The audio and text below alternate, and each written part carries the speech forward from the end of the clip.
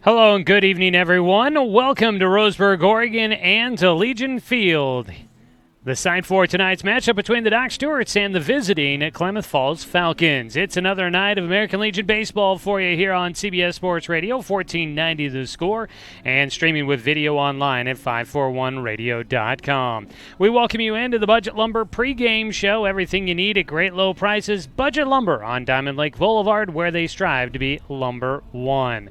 Tonight, a big matchup in Area 4 League play as the Doc Stewarts look to protect their home field, where they've won 10 straight matches, looking to try and make it 12 with the doubleheader sweep at home tonight against the Falcons. Docs come in 4-4, just 2 games behind league leader Medford. On the other side, Klamath Falls comes in 2-6 in Area 4 play, just 4 games behind the leader, but needing to make a move if they hope to stay in contention for a postseason bid. A lot on the line tonight as we get this season series underway. The two teams will meet 4 times over today and tomorrow. It's going to be a busy couple of days, but we look forward to bringing you more Doc Stewart's baseball action. We've got your first pitch coming up in just about 15 minutes from now. But as we continue on with the Budget Lumber pregame show, we will get a chance to catch up with head coach Scott Shaver. It's our Oregon Coach Crafters pregame coaches interview. That'll be coming up next.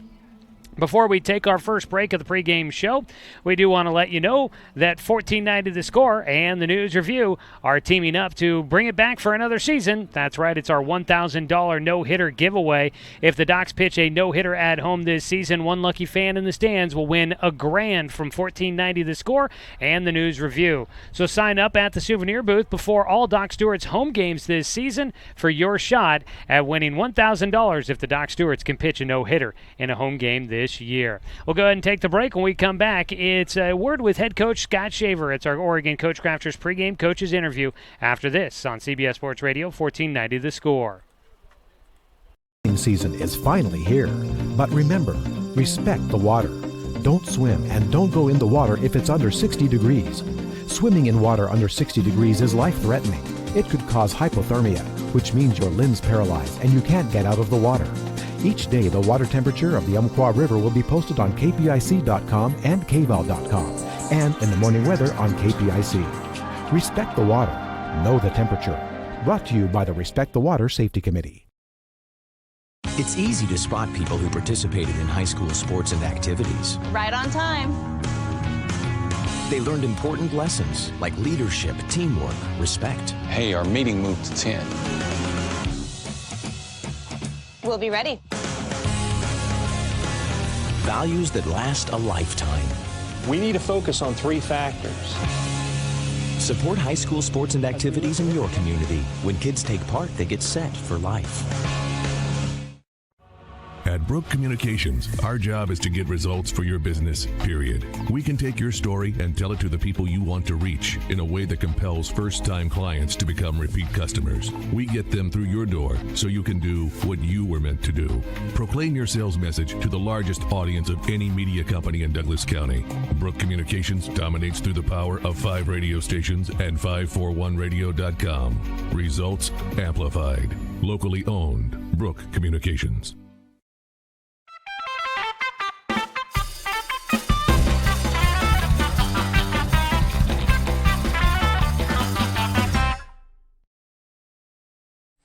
Gotta go with barbecue. Cracked pepper. Spitz cracked pepper. Spitz cracked pepper. Aunt Carol's barbecue seeds. Barbecue. Ranch. Barbecue. Barbecue. Ranch.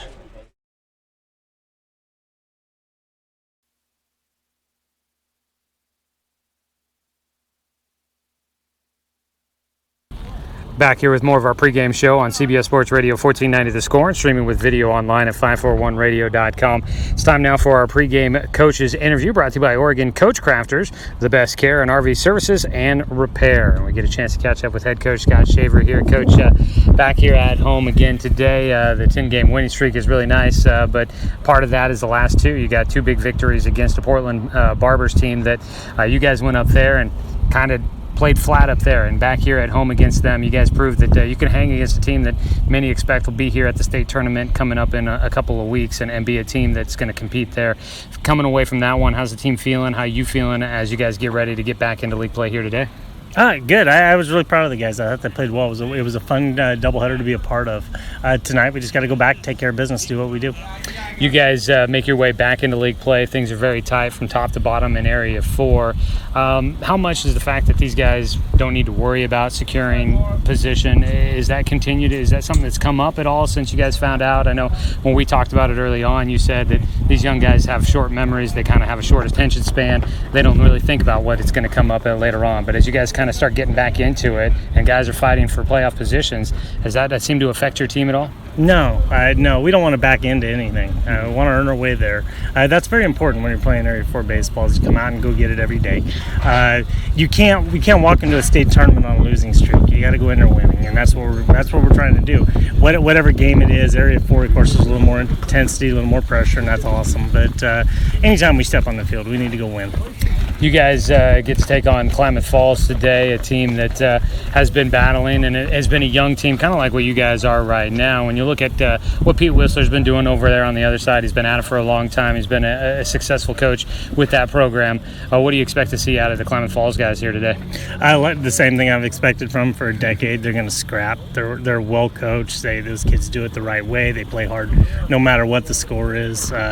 You've got to take them out behind the woodshed, and you got to beat on them for 14 innings, or they're going to beat you. So it's always fun to play Klamath. I'm looking forward to doing this tonight. Do it again tomorrow. It'll be fun. Yeah, you guys get to make that long trip down there. I think we were talking about this on Sunday when we were here for the Barbers game, but that's a long trip down there. I know tonight you guys have the home game, have the home field advantage, get to do it all here, but then tomorrow pack it up early and head on down there. That road trip, is there any kind of concern as you guys get onto the road for a long trip like that, things you got to make sure these guys are focused on and doing to be prepared to go down there to Klamath? No, honestly, we've done short trips. Long trips have been horrible on all of them. So whatever we're going to do is do better. I will take more time to think about how we're going to play it, and it'll be good. I believe this team is going to turn a corner. I think we have about the last week and a half really started to take control of what we can control and do what we can do. Hasn't shown up on the road yet, but I think it's about to. All right, we look forward to it tonight. Here's the Doc Stewarts get ready to take on the Klamath Falls Falcons. It's going to be a doubleheader here, and we'll have more for you coming up as we get ready for Game 1. That's our Oregon Coach Crafters pregame coaches interview. The best care in RV services and repair, Oregon Coach Crafters. Back with more of the Budget Lumber pregame show after this here on 1490 The Score. This county is your home. But no matter where life takes you, Cascade Community Credit Union will be there whenever you need us. We'll be there with access to over 30,000 no-fee ATMs worldwide. We'll be there with an auto loan for your next vehicle. And when you're ready to make your dreams a reality, we'll be there with a home mortgage and one-on-one support every step of the way. Because commitment to our members is reflected in everything we do. Cascade Community Credit Union, there whenever you need us. Swimming season is finally here. But remember, respect the water. Don't swim and don't go in the water if it's under 60 degrees. Swimming in water under 60 degrees is life-threatening. It could cause hypothermia, which means your limbs paralyzed and you can't get out of the water. Each day, the water temperature of the Umpqua River will be posted on kpic.com and kval.com, and in the morning weather on KPIC. Respect the water. Know the temperature. Brought to you by the Respect the Water Safety Committee.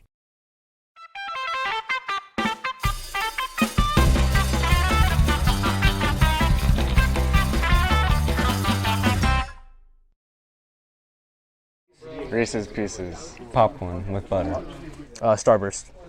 Popcorn. Okay. Skittles. Popcorn. Swedish Fish. Oh. Reese's Pieces.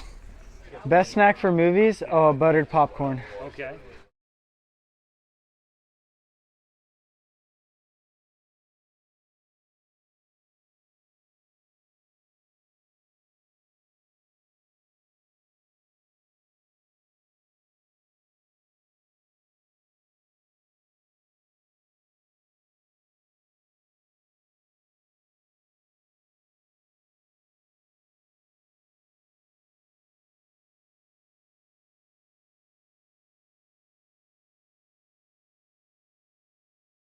Here on tonight's action, Doc Stewart's will take the field, but before we get into tonight's ballgame, let's go ahead and pause 10 seconds for station identification. You're listening to Doc Stewart's Baseball on CBS Sports Radio, 1490 The Score. In left field, number 21, Doran Gillespie. At third base, number 13, Zach Mandera. At shortstop, number 12, Cody Johnson. At second base, number 2, Jacob Luther. At first base, number 15, Jonathan Stone. Back at Legion Field, getting ready for first pitch as the Doc Stewarts will take the field. Let's run through our Cooper's Pest Control starting lineup. Cooper's Pest Control, your locally owned bug assassins with great low rates. Give them a call at 673-0363. Taking a look at the starting lineup for the visiting Klamath Falls Falcons, led by head coach Pete Whistler. Leading things off will be the center fielder Josh Hamilton. The second baseman, Kyle Hadwick, follows, and Blake Loney, the right fielder, bats third. Billy Miller, the first baseman, will bat in the cleanup spot, followed by John Mark Tacchini, the left fielder. Hayden Rasica, the shortstop, batting sixth, followed by seven-hitter McCray Hamilton, the catcher. The pitcher for the Falcons today will bat eighth. That's Heath Rasica. And rounding out the starting nine, playing at third base, is JT Overstreet. That is a look at your Cooper's Pest Control starting lineup for the visiting Falcons. On the other side for the Doc Stewarts, let's take a look around the diamond, brought to you by Diamond Power Equipment, where the variety of outdoor power equipment is second to none. The starting lineup for the Doc Stewarts on the mound, it's Peyton Hope coming in with his 2-2 record. He'll toe the rubber for the Docs. Behind the plate is Zach Holland. Out at first base, Jonathan Stone. At second base, Jacob Luther. On the left side of the infield, Cody Johnson at short and Zach Mandera at third. In the outfield from left to right, Doran Gillespie, Garrett Russell, and Jet Black. That's your look around the diamond at the defensive starters for the Doc Stewarts. We're ready to go for first pitch as Josh Hamilton will step in and we get things underway. Peyton Hope on the mound. He's thrown in 29 1/3 innings for the Docs this season, has a 5.72 ERA. He's got 16 strikeouts to 14 walks in those nearly 30 innings of work. First pitch of the game is upstairs for ball one, and the game is underway. Area 4 league game for you here today, a doubleheader. Doc Stewart's and the visiting Klamath Falls Falcons. The 1-0 line drive shot right to Cody Johnson at short, and there's one away. That was just a line drive shot right to Johnson. Didn't have to move much, almost as if he was playing catch with Josh Hamilton at the dish. So one down, just like that, two pitches into it. Up next, Kyle Hadwick. Hadwick steps in, the second baseman for this Falcon squad will face Hope. Breaking ball, inside corner for a called strike. Kyle Hadwick from Henley High School. Looks like he is headed to OIT, but on a basketball scholarship. He'll take low for a 1-1 count. Kind of surprising to see if a guy has at least an offer to go play basketball. Surprising to see him on a baseball team during the summer when there's a lot of summer basketball options out there. Line drive shot will get through on the left side into the glove of Doran Gillespie out in left field. That'll be a one-out single for Kyle Hadwick, puts him on base. And the first base runner on. And unfortunately, if you hadn't made your way to the ballpark yet, you hadn't had a chance to sign up for our $1,000 no-hitter giveaway. But don't you worry, there's Game 2 coming up, so make sure you make your way on out to Legion Field, and you could win $1,000 if the Docs throw a no-hitter in the ball game, thanks to CBS Sports Radio 1490 The Score and the News Review. A throw over to first base, back in safely goes Hadwick. One on, one away, top of the first inning, scoreless ball game. Hitting next is Blake Loney, the right fielder. First-team All-State selection this last year with Henley High School. Henley had a good high school season as he fights one off right side. Goes to Jacob Luther. He'll take it to first, making the automatic out the direction of the baseball, taking Luther away from the possible inning-ending double play. He gets the second out at first as Loney will ground out. Up to second base goes Hadwick, two down, and Billy Miller will stand in next. Not a lot of pitches so far in this first inning for Peyton Hope. Only up to 5 pitches. He's got 2 down. Billy Miller will step in next, the first baseman and cleanup hitter. Billy Miller from Mazama High School, graduate class of 2018. It's a young roster, but it's also got a good group of a senior class coming in. Only one returning guy after his college year, first year of college. It's a breaking ball inside, pops out of the glove for Holland. He gets to it quick enough to out at second base. Hadwick does not decide to take off. Stays at second base. At the plate, Miller with a 1-0 count. One class of 2017 returner on this team, but 8 players from 2018 class. There's a strike on the outside edge on an off-speed pitch. Will even up the count at a 1-1 for Billy Miller.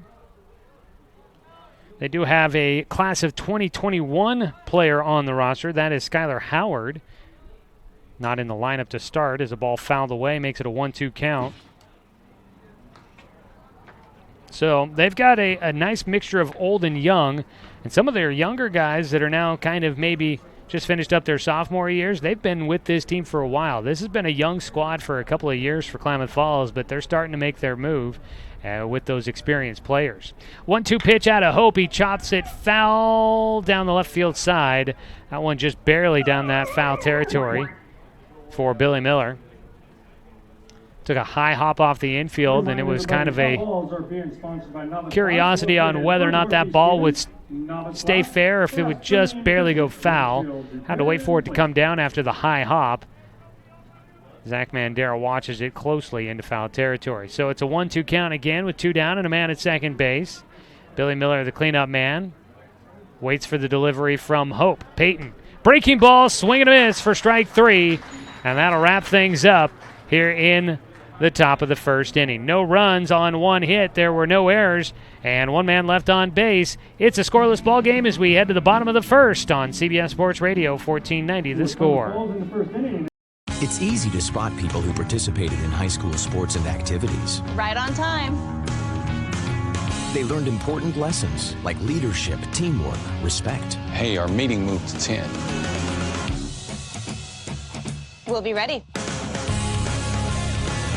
Values that last a lifetime. We need to focus on 3 factors. Support high school sports and activities in your community. When kids take part, they get set for life.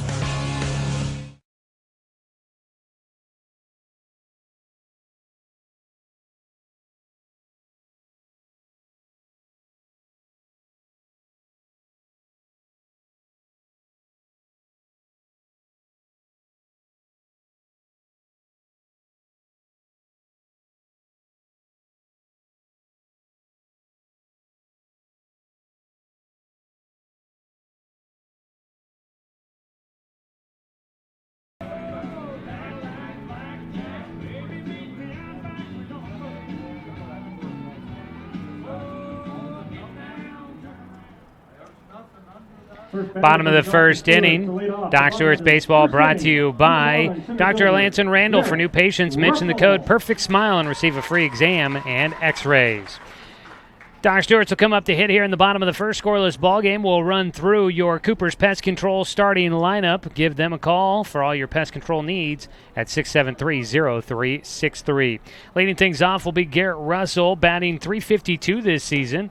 Russell takes the first pitch from Heath Rassica for a strike, and it's an 0-1 count. We'll run through the lineup here. The 0-1, swing and a miss for Russell. Garrett Russell leading things off, playing in center field. The catcher, Zach Holland, bats second. Jonathan Stone, the first baseman, hitting third. The 0-2 pitch, a swing and a miss for Russell. He'll go down with a strikeout to lead things off here in the first. The next batter, number 7. One away, Holland will step in. Luke Lucido bats fourth. He's the DH, followed by third baseman Zach Mandera. Batting fifth and playing shortstop is Cody Johnson. Doran Gillespie in left field batting seventh, followed by Jacob Luther, the second baseman, hitting eighth. And the 9-hitter Jet Black, the right fielder, will round out the starting lineup. First pitch for Zach Holland is low and inside for ball 1. Holland, the left-handed batter, only one in the lineup for the Doc Stewarts. His 1-0 pitch, he takes low again for a 2-0 count. We'll look around the diamond defensively for Klamath Falls here in this bottom of the first inning. On the mound, it's Heath Rassica, a name that may be familiar. He's been around for a little while, still a youngster though, as he gets a pitch at the knees, called for a strike against Holland. He works quick out there. Heath Rassica class of 2020. A chopper third base side, playing back throw to first, not going to be there in time.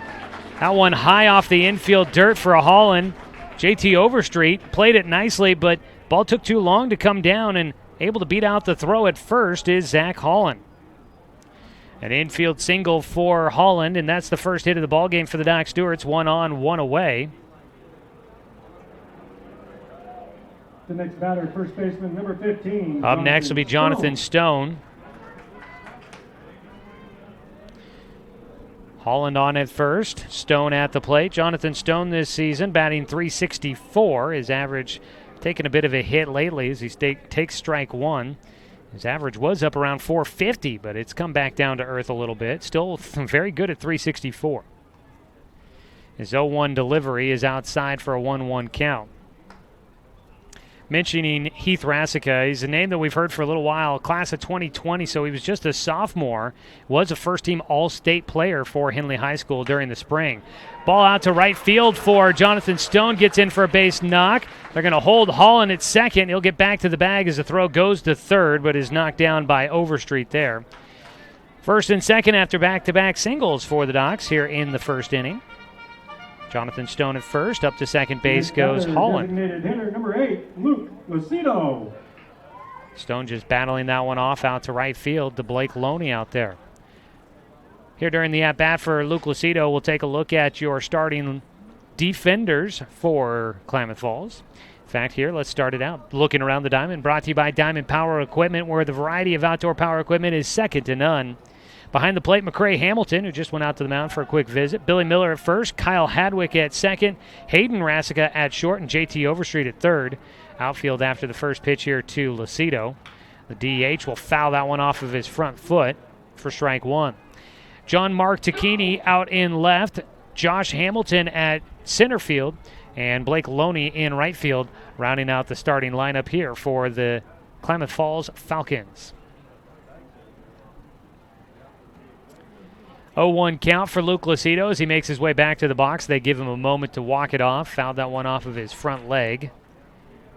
Back in with the 0-1 count. So far, the only out, the strikeout to Garrett Russell here in the bottom of the first. Docs in a scoreless ball game with Klamath Falls.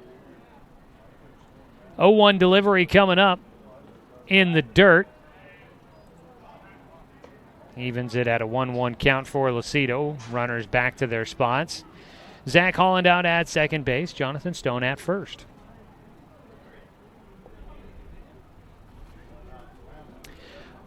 Lucido takes his time. He now digs back in. A 1-1 count for him. Heath Rasica on the mound takes a look to second. Now delivers to the plate. Fastball outside edge for a called strike. 1 ball and 2 strikes against Lucido. Luke comes in batting .297 on the season. Takes strike 3. He'll go down looking. Second strikeout of the frame for Heath Rasica, 2 down. And Zach Mandera will step in with runners on base.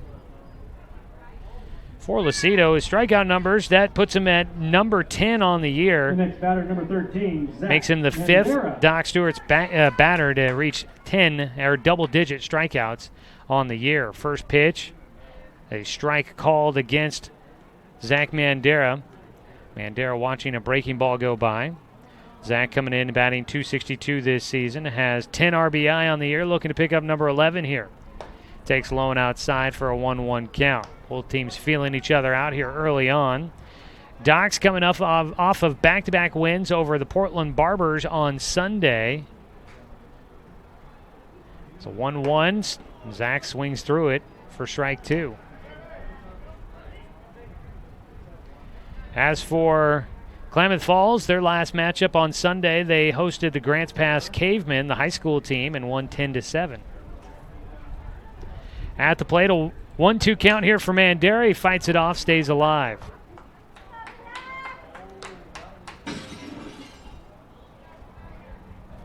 A ball and 2 strikes. 2 down with Stone on at first and Holland out at second. Zach Holland takes his lead at second base. Stone with a big lead at first.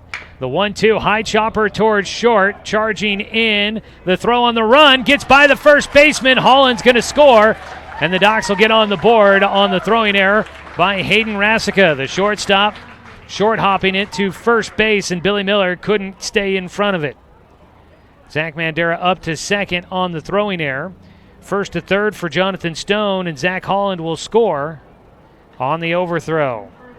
Doc Stewart's take a 1-0 lead. The first inning will continue. Heath Rasica on the mound was looking pretty sharp, but his defense lets him down here in the first. That's not an easy play to be made, but the throwing error was evident for sure. Had to charge in to get to that one for Rasica at short, and made it a difficult play. At first base, Cody Johnson hits one by Billy Miller. One run comes in. Zach Mandera, I don't know if he slid into third. I was looking to home. He mistook the sign at third, I think, and they're going to award him home. I think he had a collision at third with the third baseman, JT Overstreet, and they call defensive interference, and Mandera will get home. So the Docs scored 2 more runs on the base hit by Cody Johnson to right field. Johnson got into second.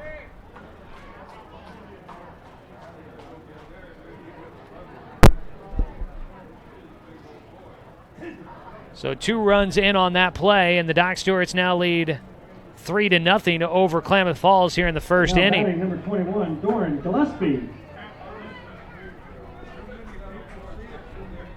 I think they're going to put that up as an error on the board, and I might agree with them now that I contemplate it again. The ground ball was right to first baseman Billy Miller, and he couldn't make the play.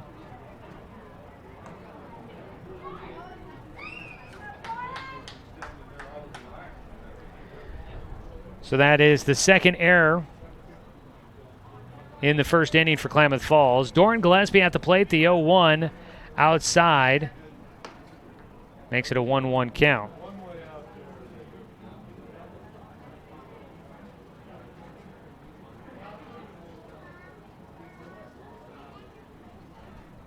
The 1-1 just misses low, a 2 balls and 1 strike count against Gillespie.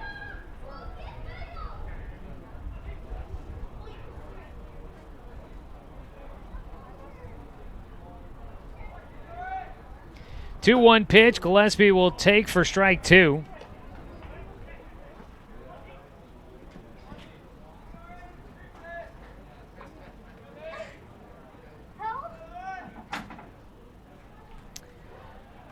Two pitch. Gillespie to right field. Fair ball just inside the chalk line. Johnson will come around to score. Gillespie heading for second. They're going to hold him at second base. And it is a 2-out double for Doran Gillespie. And what looked to be a pretty possibly quick first inning for Heath Rasica has now turned into a long first inning as he'll face his his 8th hitter of the game. He's given up 3 hits, 2 errors helping the inning continue, and the Doc Stewarts lead 4-0. Been a wild one too. 2 errors, defensive interference, 3 hits. It's been all over the place. 2 down still. Docs scoring 4 runs with 2 outs. Jacob Luther will bat next for the Doc Stewarts. First pitch, a swing and a miss for strike 1.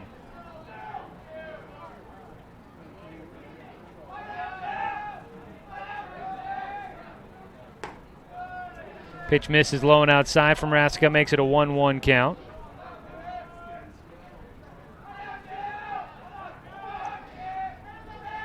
A ball and a strike, time called before the next pitch. Luther steps out and takes a practice cut. Misses outside on the next pitch, does Heath Rasica. Out at second base is Doran Gillespie. 4-0 the score here in the first inning. Doc's on top of Klamath Falls. Time called again before the next pitch. Swing and a miss for strike 2, and Luther with a 2-2 count.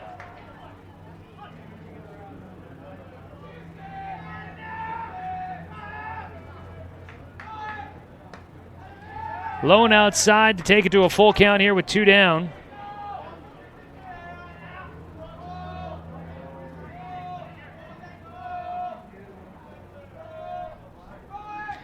Breaking ball stays high, and it's the first walk issued for Heath Rassica. He puts Luther on with 2 outs. First and second now. Your count for, or first and second now, the situation for the Docs here in the first inning. Jet Black, the 9-hitter, stands in. 9 hitters to the plate for the Doc Stewarts. First pitch, a strike. That seems to be the case for much of what Heath Rassica has done here today. A lot of first pitch strikes. Jet swinging. He fouls that one off sharply down the first base side, but foul. And it's quickly an 0-2 count for the Docs 9-hitter.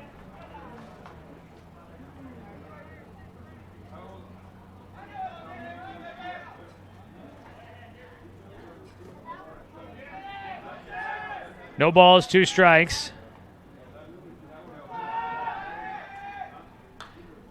And the ball fouled back and staying alive. Jet Black will have another look.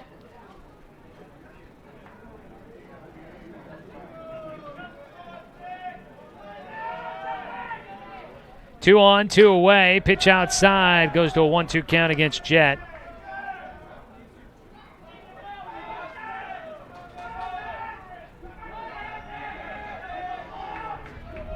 The Docs dugout getting pretty rowdy out there. The 1-2, Jet chopper towards second. Fielded, and the throw to first. Ooh, almost threw it away. But the Docs will commit the final out. Jet Black, 4-3 put out to wrap things up. 9 hitters to the plate here in the first inning for the Doc Stewarts. They take a 4-0 lead. We head to the top of the second on CBS Sports Radio, 1490 The Score. Season is finally here. But remember, respect the water. Don't swim and don't go in the water if it's under 60 degrees. Swimming in water under 60 degrees is life-threatening. It could cause hypothermia, which means your limbs paralyzed and you can't get out of the water. Each day, the water temperature of the Umpqua River will be posted on kpic.com and kval.com, and in the morning weather on KPIC. Respect the water. Know the temperature. Brought to you by the Respect the Water Safety Committee.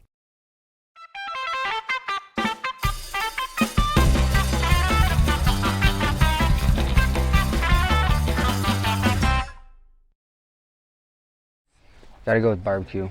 Cracked pepper. Spitz cracked pepper. Spitz cracked pepper. Aunt Carol's barbecue seeds. Barbecue. Ranch. Barbecue. Barbecue. Ranch.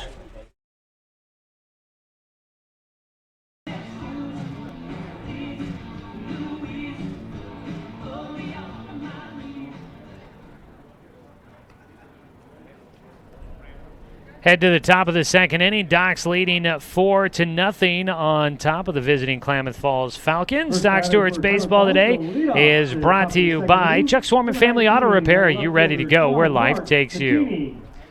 Top of the second, leading things off, John Mark Tacchini, the left fielder, will start things off. Tacchini, a well-known name from the last couple of years from Henley High School. For the Randalls, right? First pitch from Peyton Hope is in for a strike. Hope now with a nice lead to work with. Gives up a ground ball up the middle to Tacchini. That'll be the second hit of the ball game for the Falcons. Tacchini gets on base to lead things off here in the second. Got a few score updates, or not score updates, but a few schedule changes to let you know about that we'll get to here throughout the ball game for Docs and for the single A teams. 1 on, nobody out. Hayden Rassica will step in next for Klamath Falls. First pitch, a swing and a miss out of him at a breaking ball. Went chasing there and could not connect.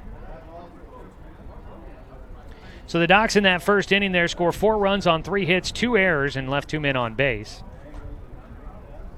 The 0-1 down the right field side, drifting foul and out of play.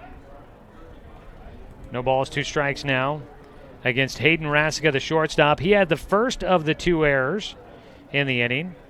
On a chopper to short, charged in, had to make a quick throw to first, threw it in the dirt, and it got by first baseman Billy Miller. That was on a ball hit by Zach Mandera. Rasica back in, the 0-2, in the dirt, knocked down by Holland behind the plate. Out at first base, John Mark Tacchini back to the bag. Doc Stewart's and Klamath Falls facing off here in an Area 4 league doubleheader. Game 1 in the top of the second. Doc's leading 4-0. Peyton Hope delivers the 1-2 outside for a 2-2 count. Taking a look at the uniforms here today, all gray tops, gray and tops and trousers for Klamath Falls. They've got the red lettering, red numbers on the front and the back, blue sleeves and socks for. The pitch in the dirt again. We'll take it to a full count. It's the gray with the red and the blue offsets for Klamath Falls here today. Doc Stewart's wearing those orange tops with the sleeveless look. The blue jerseys underneath, gray trousers, blue socks for them. It has been a familiar look at home. They continue to wear them as they continue to win here at Legion Field. The breaking ball out towards the alley in left center. It's going to get down for extra bases. Rolls to the wall. Russell will get it. He's going to throw it back in. Cut off by Johnson. And the throw will not be made to the plate. It's a double for Hayden Rasica. And it drives in the first run of the game for Klamath Falls. Scoring from first is John Mark Tacchini. Catcher number 15, McCray. That ball well struck out towards the alley. Long run for Garrett Russell and Doran Gillespie. And Tacchini easily scoring for the Falcons to give them their first run of the ball game. Man at second with nobody out. Up to bat next, McCray Hamilton. First pitch, a line drive to center field. On the one hop, Russell will get it. He's coming up throwing. The throw to Stone. No throw to the plate. And it's a 4-2 ball game. 3 hits to start things off here in the second inning for Klamath Falls. They're fighting their way back into it. Trailing now 4-2. Still nobody out, and the 8-hitter Heath Rasica will come up.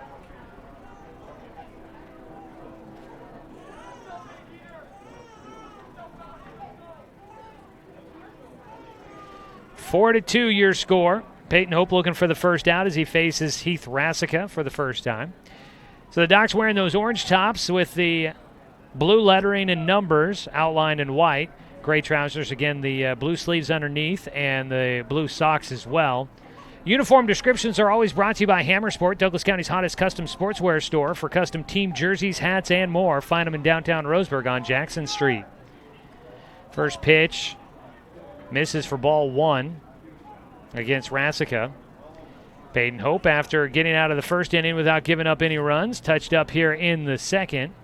His 1-0 delivery is across on an off-speed pitch for strike 1. Doc's been wearing these orange jerseys for a while. They've been finding them to be lucky here at home. Docs have won 10 straight games here at Legion Field. Ball out to left field is going to drop in for another base hit and dropped just a bit by Gillespie out there, but the runner's unable to take advantage. Up to second base goes Hamilton. Rasica on with a single. In the bottom of the lineup here doing some damage. 4 straight base hits against Peyton Hope. Runners at first and second with nobody out still. 2 runs in already. Doc Stewart's in desperate need of a double play ball here. So far, everything's been fly balls or line drives to the outfield. The only lefty in the lineup is going to be the 9-hitter. First pitch fouled off on a drag bunt attempt. JT Overstreet, the third baseman, batting left-handed. Crowd starting to filter in here as we make our way through in the second inning. Folks getting off of work, making their way to the ballpark. 0-1 delivery for Hope. Squaring to bunt again. This one in front of the plate. No throw. And everybody's safe. Zach Holland came out. I thought that one went off the ground first. It looked like he tried to catch it in the air. Made me wonder if maybe it was a pop fly off the bunt. But Holland came out. He ended up getting it. By the time he got there, though, didn't have much of a play to be made to first. And JT Overstreet will get on with an infield bunt single. And the bases are loaded with nobody out. And the top of the lineup coming up. And here will come a visit from pitching coach Tom Nielsen, who has made his way back with the team after a quick family vacation.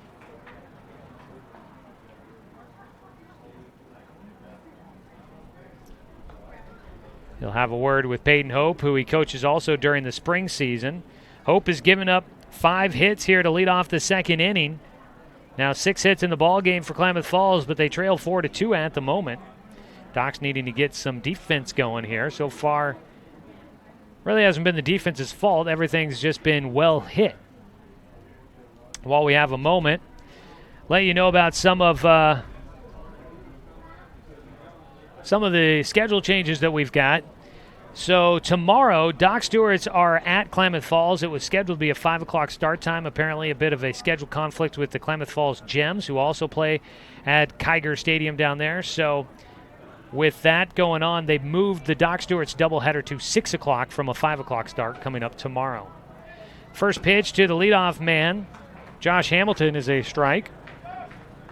Called strike on the first pitch for Peyton Hope. So Doc's tomorrow will be a 6 o'clock start instead of 5, and our broadcast will start at 5:45 instead of 4:45 tomorrow night. 0-1 pitch, ground ball towards short. Johnson to Luther, over to Stone. Got him, double play. They'll get 2. A run will score to make it 4-3. But the Docs take the double play up the middle. 6-4-3. 2 down now. And for Peyton Hope, it gives him a little bit of life to try and get out of this first inning without giving up the lead. 4-3 is the score. A man at third base with 2 downs, and up to hit next will be Kyle Hadwick. First pitch misses for a 1-0 count.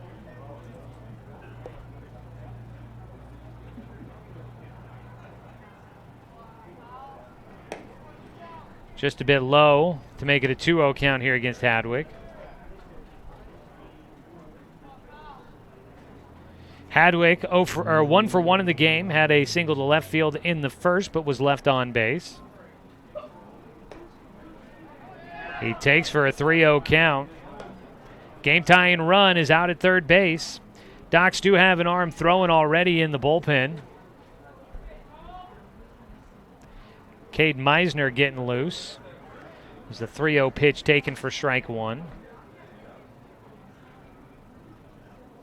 Docs will be back at the top of their lineup when we go to the second inning, batting all 9 hitters in the first.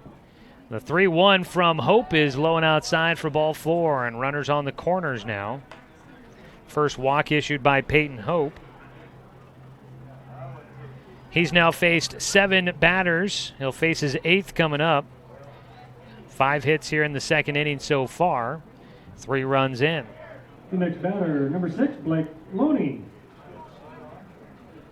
So Peyton Hope trying to work his way out of things here in the second inning. Docs leading 4-3 after having a 4-0 lead in the first. Peyton Hope delivers the first pitch outside for ball 1.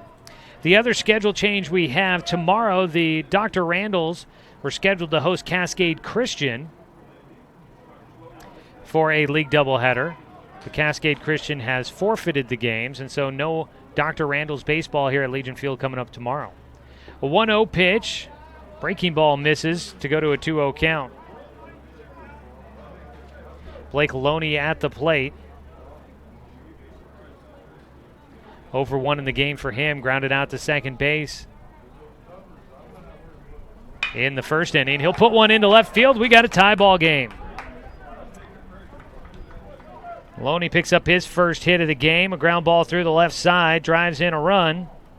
And it's all squared up at 4 apiece. 6 hits here in the second inning for Klamath Falls, and it has been an onslaught against Peyton Hope. The next batter, number 23, Billy Miller. 4-4 is your score. Runners at first and second, 2 down. Billy Miller, the first baseman, Bats with 2 on and 2 away. 0 for 1 in the game. He struck out swinging in the first. His first pitch, line drive to center field on the run. Garrett Russell will make the catch for the final out. 9 hitters to the plate in the second inning, and the Doc Stewarts give up the lead.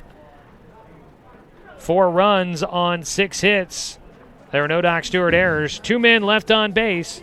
We'll head to the bottom of the second inning. Doc Stewart's in a tie ball game with Klamath Falls on CBS Sports Radio, 1490 The Score.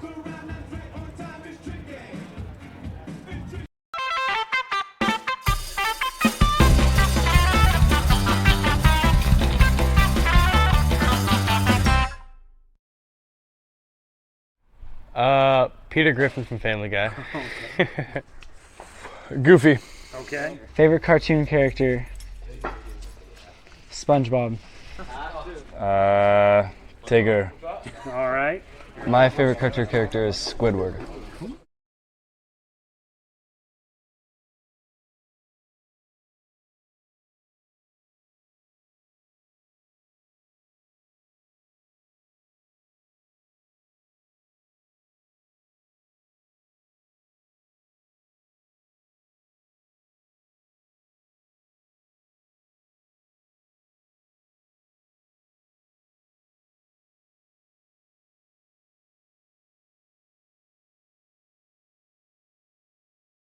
Double.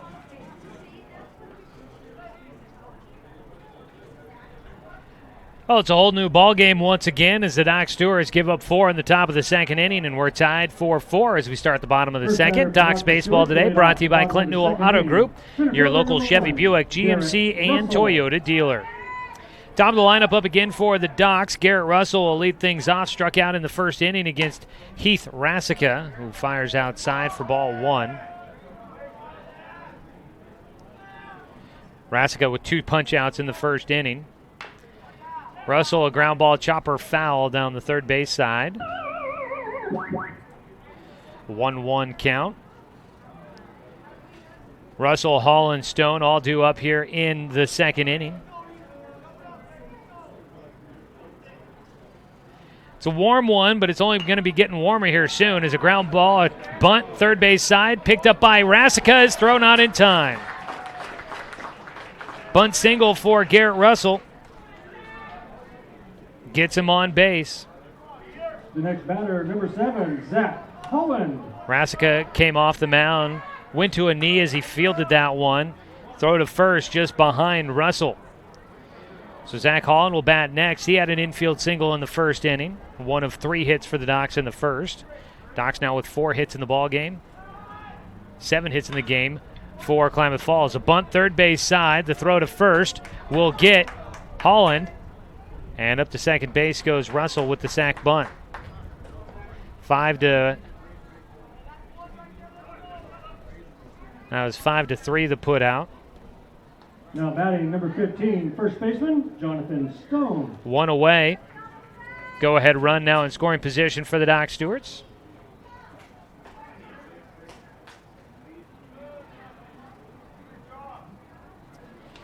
Jonathan Stone had a single to right field his first time up. Takes low for ball 1 on his first at-bat. Well, let's take a look at it here in Roseburg. Phone saying 88 degrees right now. Is a pitch just outside for a 2-0 count against Jonathan Stone. 88 degrees right now. Sunshiny skies in Roseburg. Tomorrow, though, things are really expected to jump up. Triple digits possible tomorrow. 2-0 for Stone. He fouls it back for strike 1. So 88 today. Expected to possibly hit triple digits tomorrow. 97 on Friday. It's going to be warm. We're headed to Klamath Falls tomorrow, and by my report from the phone, we might actually go to cooler weather down in Klamath Falls tomorrow. Only supposed to be 95. As a pitch in the dirt, Russell takes off running. His slide into third will come without a tag as no throw down to third base. A 3-1 count for Jonathan Stone, and he's now got Garrett Russell in scoring position at third. Wild pitch moving him up 90 feet.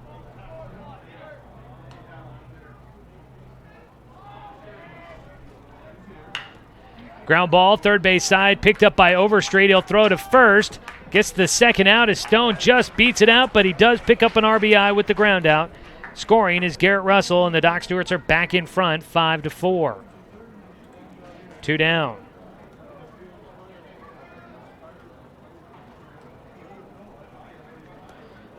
Five to 3 put out there on the ball by Jonathan Stone. The next batter, designated hitter, Luke Lucido. So nobody on for Luke Lucido, who struck out looking in the first. He takes a strike to lead off his second at-bat of the game. So right now, plenty of sunshine, 88 degrees in Roseburg. There is a nice little breeze going on. This pitch just a bit elevated for a 1-1 count against Lucido. Wind blowing about left to right. No cloud in the sky to be found. Shade starting to creep out from the left field corner and from back behind home as the sun making its way towards the horizon. Line drive shot gets into left center for Lucido. A 2-out single for him. Docs continue the bottom of the second inning with a runner on and 2 down. Mandera. Sure, as the sun starts to go down, by the time we wrap this one up, we'll be in the mid-70s with our temperature. Your weather report is brought to you by Supercuts in the Steelhead Run Plaza across from Starbucks on Garden Valley Boulevard. Save time and check out styles online at supercuts.com.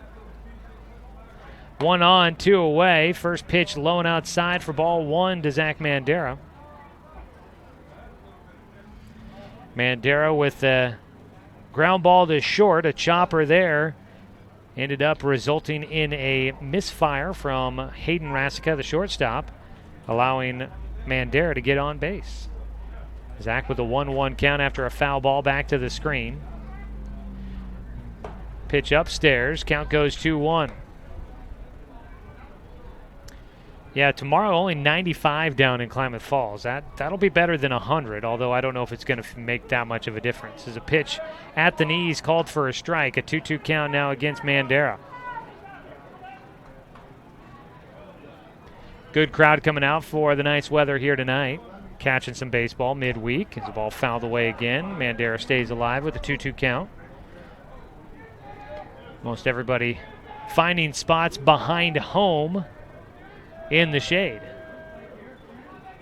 A couple of brave souls in the bleachers behind the dugouts where they're in the sun.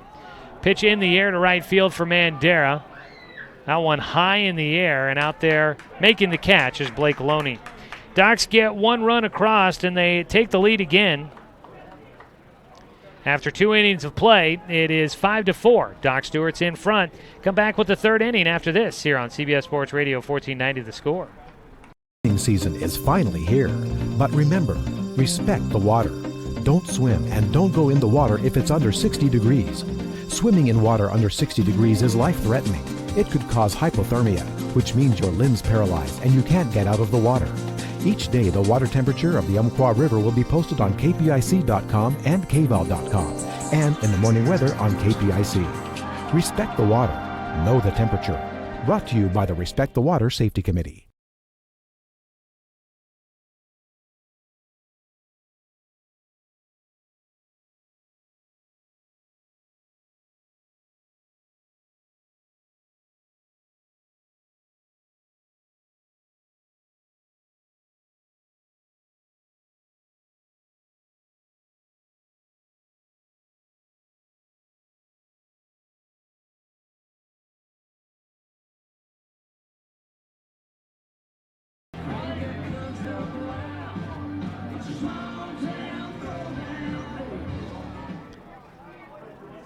At Legion Field tonight for some Doc Stewart's baseball, brought to you by Fisher's Hearth and Home, serving Douglas County for over 30 years with the largest selection of wood, gas, pellet, and electric stoves and fireplaces. Fisher's Hearth and Home.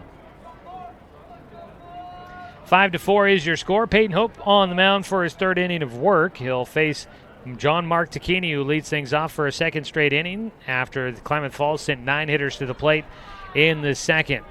First pitch, a breaking ball in the inside corner for a strike, an 0-1 count. Tacchini got things started off with a single up the middle in the 2nd inning. Fouls off a pitch for strike 2. Tacchini was the first of 5 straight hits for Klamath Falls. He got on base and scored the first run of the game for the Falcons. They would score 4 straight. First 4 runners to get on all came around to tie up the game. 0-2 pitch from Hope. A breaking ball, doesn't move much, stays upstairs for a 1-0 count, or excuse me, 1-2 count. Got other action going on around Area 4 tonight. We'll take a look at those other doubleheader matchups. This is the 1-2 pitch. A breaking ball fouled off. Stays a 1-2 count. So we take a look at your Garrettson Building Supply scoreboard update. Garrettson Building Supply offering a wide range of high-quality lumber, plywood, and building-related materials. That's Garrettson Building Supply, supporting our Douglas County community for over 90 years. 1-2 pitch out of Peyton Hope. Gets a pop fly that'll get back behind home and out of play. Stays a 1-2 count. Well, you've got, of course, Klamath Falls here at Legion Field to take on the Docks for a doubleheader. Other Area 4 matchups, Grants Pass at Eugene and Medford at Willamette. Also in Legion Baseball, Pepsi's out at North Coos today as another foul ball for Takini keeps his at-bat going. The Pepsi Bottle Caps and North Coos squaring off in a matchup of first versus second, and it's not separated by much, so that's a very big matchup going into that one. We'll see how things go. They started at 4 o'clock, so game 1 might be getting close to getting done. As a swing and a miss, Takini goes down with the strikeout. That's the second of the game for Peyton Hope, his first out here in the 3rd inning, and that's a Joe's Towing strikeout. Don't strike out when you get stuck. Call Joe's Towing, your local professionals. 1 away, nobody on base. Hayden Rasica will stand in. The shortstop had a double his first time up. He takes outside for ball 1. Docks had Cade Meisner earlier. Gabe Burke is down there throwing around, but I don't think he's really planning on coming in to pitch. There's a ball in the air to left field. Underneath it, Doran Gillespie for out number 2 as Hayden Rasica will fly out to left field.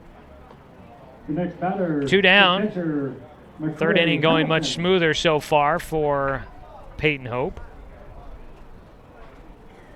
Docks lead 5-4. They've scored in both innings so far. 4 runs in the first, 1 run in the second.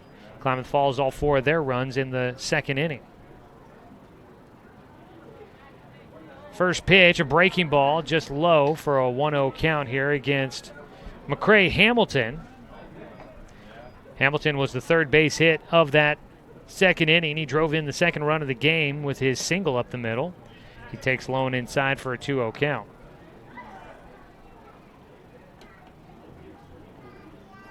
So a lot of Legion action going on today. We'll hopefully get some scores for you to report. 2-0 pitch off the end of the bat. Got ahead of that one. Hamilton going after the breaking ball. Fouls it off for a 2-1 count.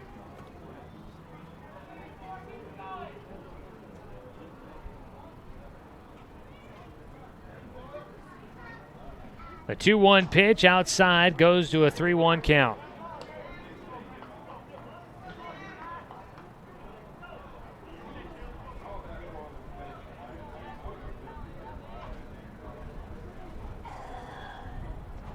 The 3-1 low for ball 4. So Peyton Hope will issue his 2nd walk of the game. Had 1 in the 2nd inning. He issues 1 here with 2 down. Puts a game-tying run on base. Heath Rasica will step in next.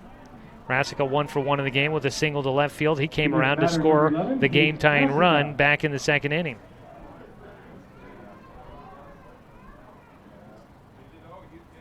First pitch, strike on the corner. Outside edge against the right-handed batter.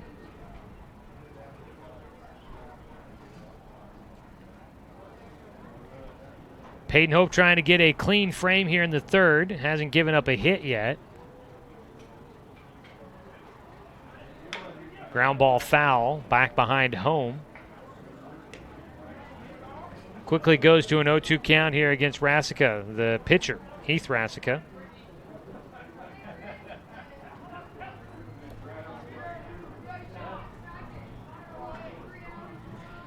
Oh-2 delivery coming up for Peyton Hope, trying to get the final out here in the 3rd. That ball fouled away. Will continue.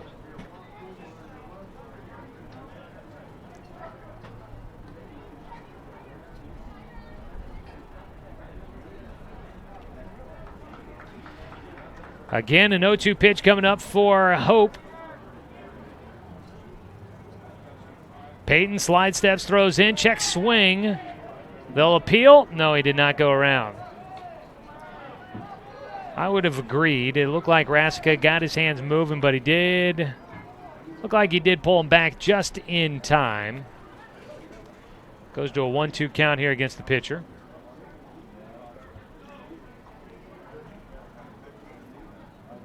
If you're driving around in your car and happen to have 14-9 of the score on tonight, and you're thinking, boy, it's warm out.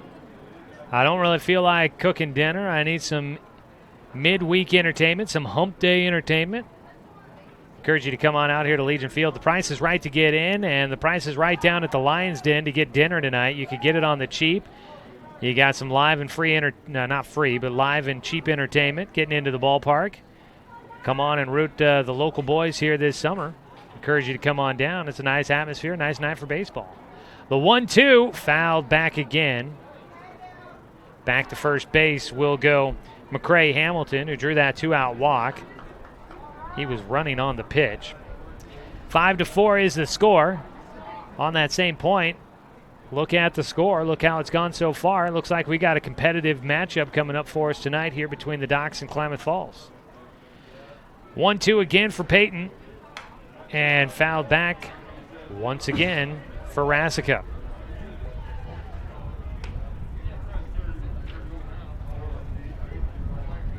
The battle continues. A ball and 2 strikes against Heath Rasica. On the mound, Peyton Hope. Up over 50 pitches so far in this game. His 1-2 in the air out towards center. Going back, Garrett Russell. Now he's got to race in. He gets underneath it for the final out. Looked like that ball might have played some tricks on Garrett in center field. It is a breezy day, but he makes the final catch to wrap up things in the top of the 3rd inning.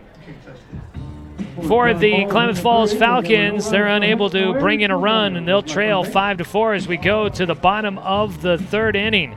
No runs, no hits, no errors, 1 man left on base. You're listening to Doc Stewart's Baseball on CBS Sports Radio, 1490 The Score.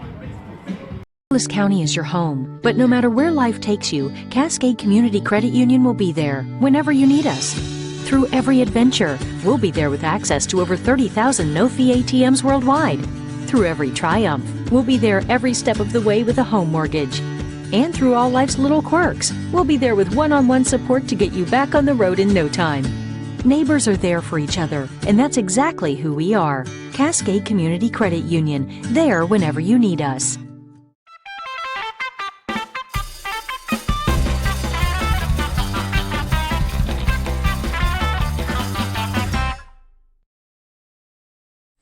Gotta go with barbecue. Cracked pepper. Spitz cracked pepper. Spitz cracked pepper.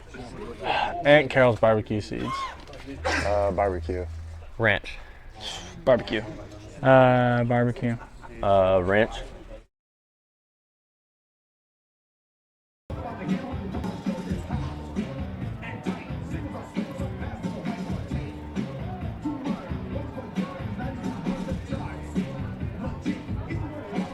It's a 5-4 score as we begin the bottom of the 3rd inning. Doc Stewart's Baseball today brought to you by Flyaway Travel. Book your travel plans with their travel experts. Now located in their new building at 1445 West Harvard Avenue in Roseburg. New building, same parking lot. That's Flyaway Travel.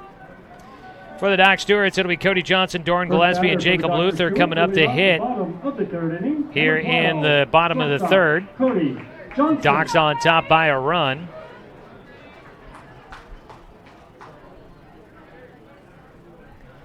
Cody Johnson reached on an error back in the 1st inning, eventually came around to score a run. That was one of 2 errors in that first for Klamath Falls. First pitch, a swing and a miss on a breaking ball for Cody. Cody Johnson coming into the matchup was hitting .329 for the Doc Stewarts. His 0-1 pitch outside gives him a 1-1 count. Cody, 5 extra base hits so far this season, 3 doubles, 2 triples. His 1-1 goes all the way to the backstop. 2 balls and a strike. So we've seen some guys up thrown in the bullpen for the Doc Stewarts. I believe it was mainly just Cade Meisner. I think last time I looked down there, it was Gabe Burke that was throwing. He still had his shin guards on, the bullpen catcher for game 1. Cody in the air, out of play down the right field side for a foul ball. Strike 2. 2-2 count against him. Haven't seen any action for Klamath Falls in their bullpen here early. Rasica got a little roughed up in the first. Other than that, he's been fairly calm out there on the mound as he misses outside for a full count. First inning, he was doing all right despite giving up 2 hits, but then the errors came back to haunt him. The full count pitch fouled away. We'll do it again.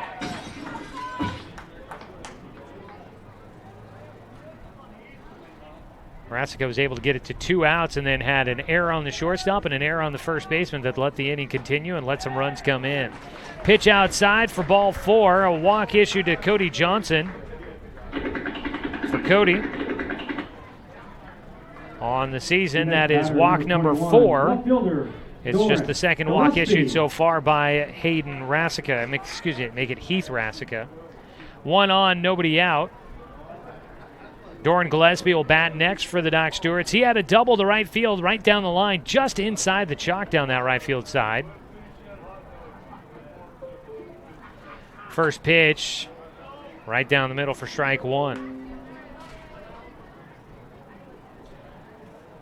So Coach Nielsen back with the team after his short absence. He's down at first base, coaching there. Coach Savage down at third as Coach Scott Shaver will take his spot back in the dugout. Said he likes to be over there, likes to be able to talk to hitters before they go up to the plate, gives them a chance to do some coaching before guys go up there. And let the assistant coaches run things in the game as a swing and a miss out of Gillespie gives him an 0-2 count. Doran Gillespie, I believe, we figured this out last time. I think it's a 7-game hit streak going for him, 7 or 8 game hit streak. Forgot to tally that up before we came to the ballpark here today. He swings and fouls it back, stays alive with the 0-2 count.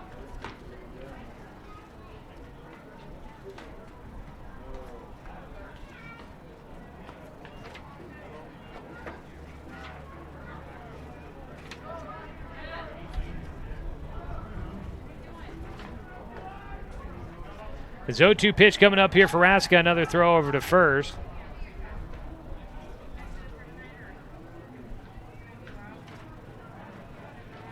Eight-game hit streak coming into tonight's matchup for Doran Gillespie. He is actually going to make it 9 because he had that double in the first. Now he's got another one down the third base side. That should be extras. He'll take a turn. He's going to race his way for second, looking for his second double of the game. He's got it. He's got the 9-game hit streak already. Now he's got 2 doubles, and he just continues to tear the cover off the ball, hitting very well for the Doc Stewarts. And with nobody out, Docs will have runners at second and third, looking to try and extend a 1-run ball game on top 5-4 over the Falcons. That ground ball just right down the line. Takini out in left field, a long way to get to it. And Gillespie, he didn't take a hard turn at first, but realized he had time, and he takes second standing up. First pitch high and inside against Jacob Luther, who drew a walk in the second, or make it the first inning. Runners at second and third, nobody out. Docs on top 5-4 here in the bottom of the third inning. Luther got jammed. He hits one softly towards short. Hayden Rasica will snag it out of the air for the first out. Just a soft line drive there. Got handcuffed. Looked like a decent pitch at first, but some movement on it there. Came high and inside on him. And Luther couldn't keep the hands inside and muscle it out there. Time call to visit out to the mound for the coaching staff for Klamath Falls, as well as McCrae Hamilton from behind the plate. Docs with runners at second and third. Let's take a look at your Garrettson Building Supply scoreboard update. Do have a couple of scores to report so far. The Roseburg Renegades 16U baseball team in action today. They were on the road at South Medford. They win big in their matchup, 16-0 in Game 1. They win 22-12 in Game 2. I think I looked at it in the third inning. They were top of the third. no, excuse me, it must have been the bottom of the third inning. They were down 9-3, but then they came back and were suddenly up like 12-9. They scored a huge number in the one inning, and they take the lead and they win 12-2 in game 2. So a sweep for the Roseburg Renegades on the road against the South Medford Panthers here today. First pitch swinging for Jet Black. That pitch high and inside. He fouls it down the third base side for strike 1. After the meeting on the mound, we'll see how Heath Rassica attacks the Docs with 1 out and 2 runners in scoring position here in the third inning. The 0-1 for Jet outside for a 1-1 count. Jet grounded out to second base in the first inning. 0 for 1 in the ball game. Flies the one up and out of play for a foul ball. Makes it a 1-2 count. Jet Black came into the game batting .296 for the Doc Stewarts. Out of the 9 hole, he's scored 14 times, and he's got 7 RBI, 5 doubles on the year for Jet Black. He's not done a bad job in his first year with the Doc Stewarts and batting in that 9 spot almost all year long. 1-2 pitch for him. Swings. That's a chopper on the infield dirt. They look the runner back to third. Now breaking for the plate. The slide in safely. Cody Johnson reads the plate perfectly, breaks to the plate at the right time, and he'll score on the ground out by Jet Black. Jet, a swinging bunt. Won't get credit for a sacrifice. Off the mound, Heath Rassica thought he looked back Cody Johnson to third. Johnson made 1 step back to third base, then broke for the plate as Rassica looked back towards first and made the throw across the diamond. And Cody Johnson, some very smart base running there, scores a run, and the Doc Stewarts now lead 6-4. 2 down. Doran Gillespie still at second, and the first pitch, a strike against Garrett Russell. So the swinging bunt gets an RBI for Jet Black. Pitch low and outside for Garrett Russell gives him a 1-1 count.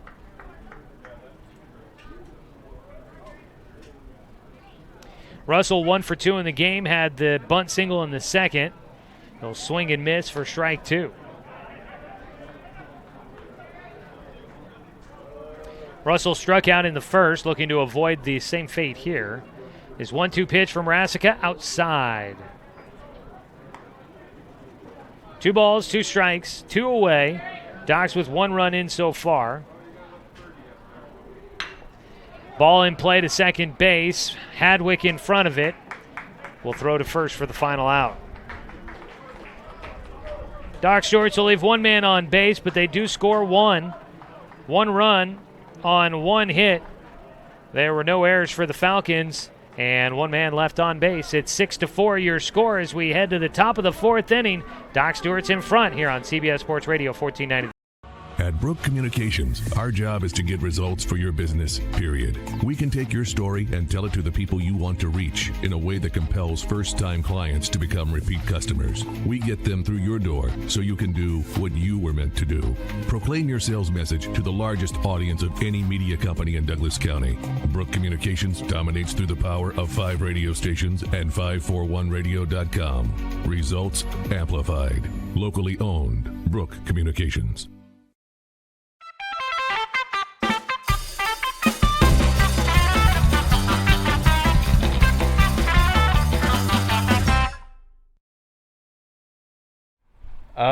Peter Griffin from Family Guy.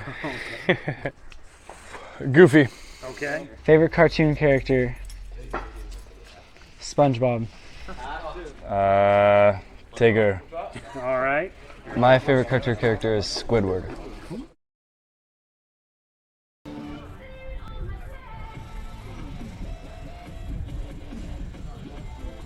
Starting out the 4th inning, Doc Stewart's in front, 6-4. Docs baseball today brought to you by Cascade Community Credit Union, belong to Douglas County. As we start out the 4th for Klamath Falls, it'll be the 9-1-2 hitters coming up. JT Overstreet leading things off, had a bunt single in the second. The big inning for Klamath Falls when they tied the game up 4-4 against the Doc Stewarts, but the Docs have added a run in the second and in the third to lead 6-4. Docs have scored in every inning in support of Peyton Hope. Ground ball knocked down by Jacob Luther. And he gets it to first just in time to get Overstreet. Luther having to take that one, a bounder through the right side of the infield. Took it on a short hop, kind of went down to a knee for a second, making sure he kept it in front of him, and he knocks it down and across to Jonathan Stone at first to make the first out of the 4th inning. 1 away. Josh Hamilton bats next, 0 for 2 in the game. He takes the first pitch for ball 1.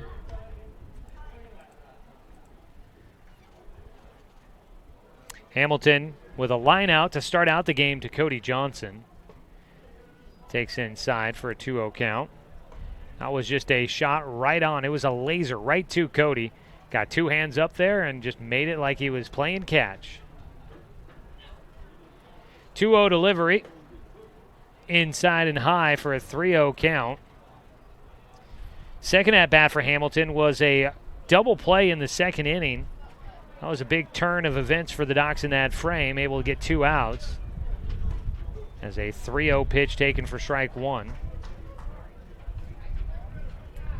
So he has gone to shortstop twice so far in the ball game. So Cody Johnson look alive out there. 3-1 pitch. Let's see if Hope challenges him, tries to get one by him, force him to swing at something. Pitches outside for ball 4. Walk issued. The next batter, number 12, Kyle Hadwick. That is the 3rd of the game for Peyton Hope. Puts a man on with 1 away, and Kyle Hadwick will step up. Hadwick 1 for 1 in the game. Drew a walk in the 2nd, the first of the game for Peyton Hope.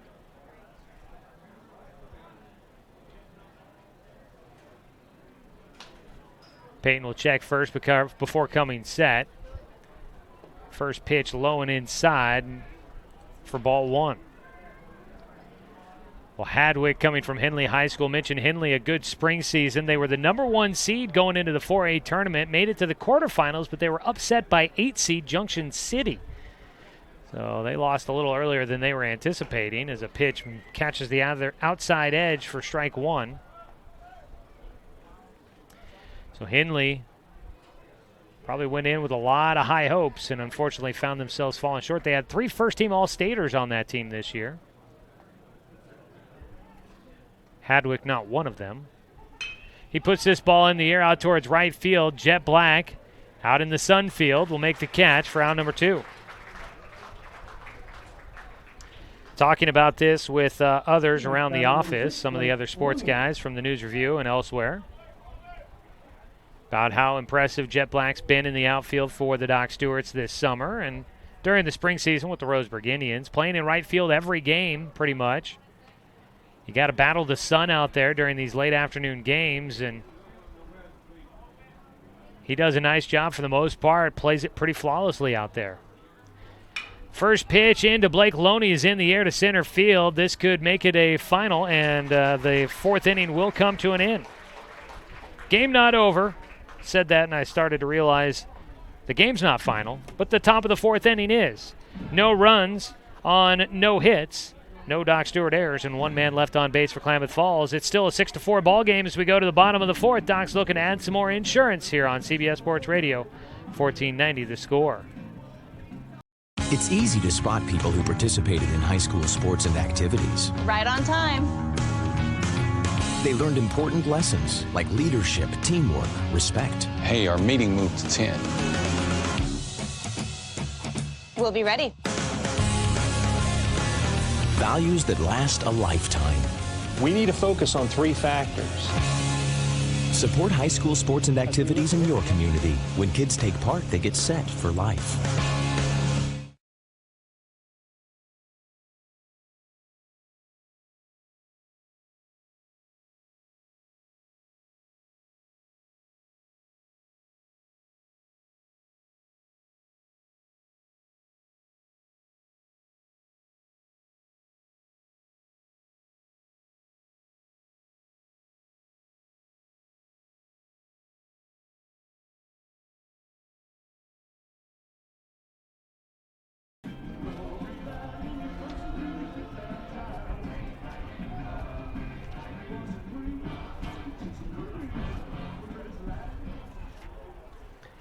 Bottom of the fourth inning, Doc Stewart's leading 6-4. Joey Keyran here with you from Legion Field.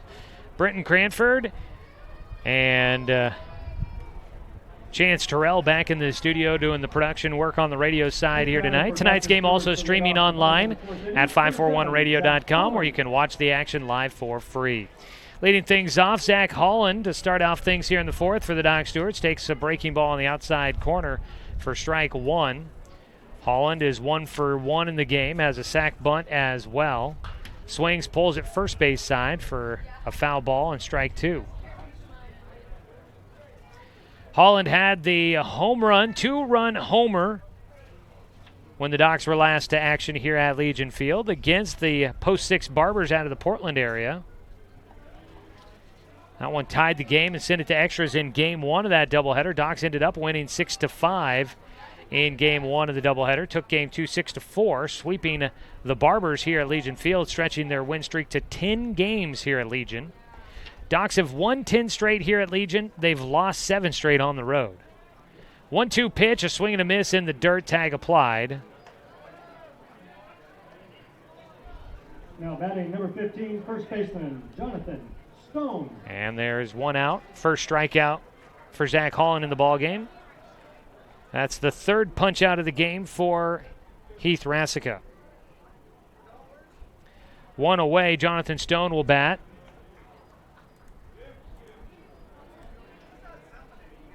Stone 1 for 2 in the ball game. Last time grounded out to third base, but drove in a run. First inning, he got on with a single and scored on an error. First pitch to Stone, outside by a mile for a 1-0 count. 6-4 the ball game. Docs with 4 runs in the first, a run in the second, and in the third. They've scored in every inning so far. The 1-0 back to the screen for a foul ball, a 1-1 count. Docs baseball today brought to you by Cascade Community Credit Union, belong to Douglas County. Out of the windup, Rassica's 1-1 fouled away.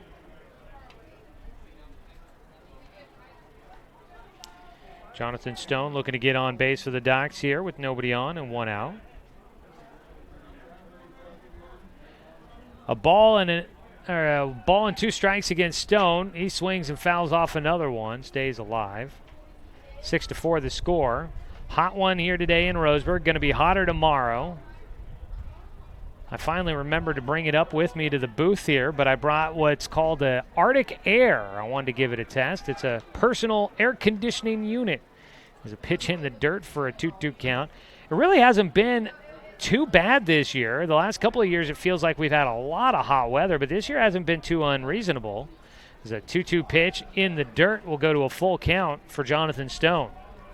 Hasn't been too bad. There's been some warm days, but nothing too outlandish. But I thought it's supposed to be getting warm. Let's bring the little personal air conditioning unit. It doesn't work too bad. It's a pitch upstairs, goes to the backstop for ball 4. And Jonathan Stone will draw a 1-out walk. Third walk of the game for Heath Rassica. There was some action down in the bullpen for Klamath Falls. Didn't catch who it was as they made their way back to the dugout. 1 away, 1 on. And Luke Lucido will bat next. 1 for 2 in the game for him. So this little personal air conditioning unit, I think I need to add some water. You're supposed to have water. I think it goes through for the filtration system or the cooling system. I think that's what it is. There's a pitch over to first base, Stone back in ahead of the tag. And now a visit out to the mound for the coaching staff for Klamath Falls. Need to add some water, and it's not going to keep the entire press box cool. With the window open, the air is going to circulate through. But nonetheless, not a bad little unit. Keep it here close, right next to my scorebook. It's keeping me a nice little cool breeze from time to time on me. I dig it. Don't really know exactly how it works, but I know where you put the water and know how to turn it on. Guess that's all that matters. That'd be nice for a 100-degree day like coming up tomorrow, but we'll be down in Klamath Falls where it'll be a nice, comfortable 95 degrees. Looks like we get a call to the pen after the short visit to the mound here for the Klamath Falls coaching staff. New man on the mound taking over for Heath Rassica. The call to the pen brought to you by Shelby and Miguelena Construction. We'll go ahead and take a quick 60-second break. When we come back, we'll get you all the details on the pitching change here on CBS Sports Radio, 1490 The Score. Season is finally here. But remember, respect the water. Don't swim and don't go in the water if it's under 60 degrees. Swimming in water under 60 degrees is life-threatening. It could cause hypothermia, which means your limbs paralyze and you can't get out of the water. Each day, the water temperature of the Umpqua River will be posted on kpic.com and kval.com, and in the morning weather on KPIC. Respect the water. Know the temperature. Brought to you by the Respect the Water Safety Committee.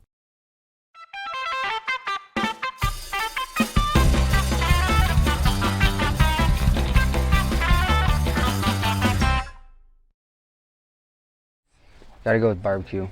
Cracked pepper. Spitz cracked pepper. Spitz cracked pepper. Aunt Carol's barbecue seeds. Barbecue. Ranch. Barbecue. Barbecue. Ranch.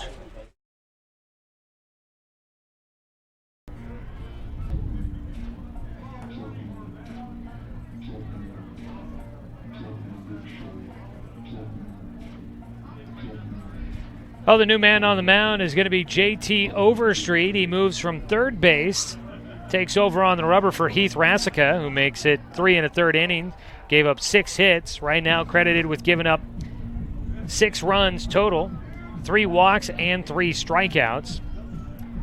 Overstreet takes over on the mound. Taking over at third base is going to be Aiden Schramm.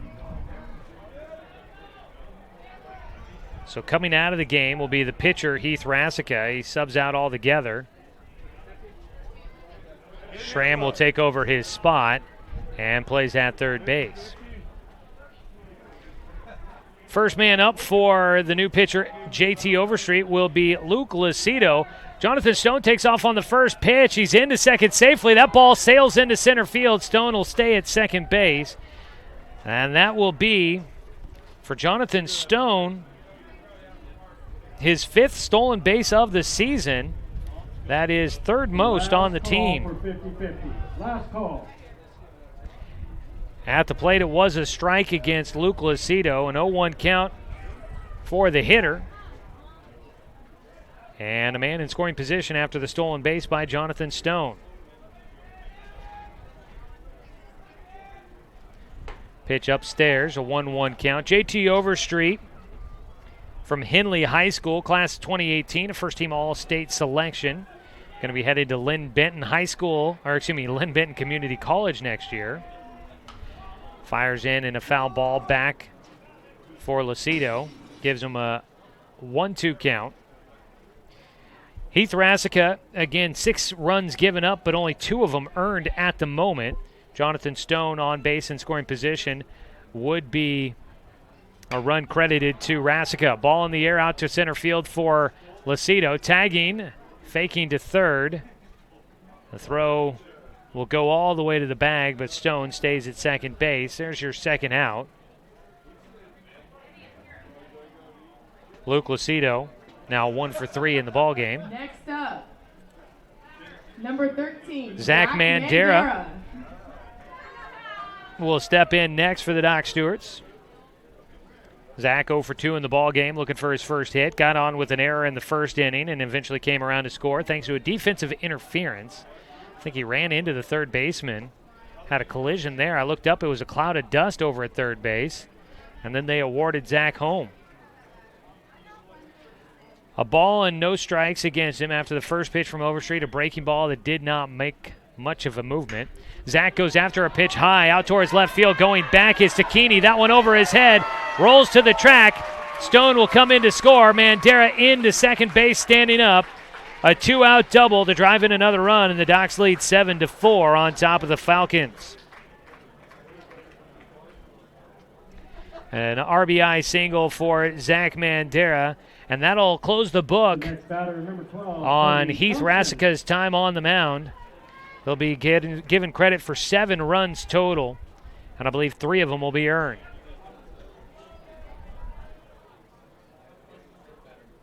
Yep, 7 runs, 3 earned. He did have 3 walks and 3 strikeouts, gave up just the 6 hits in 3 1/3 inning worked. Ball fouled back for strike 1 here against Cody Johnson. Johnson 0 for 1 in the ball game, but he's reached base twice, once via an error.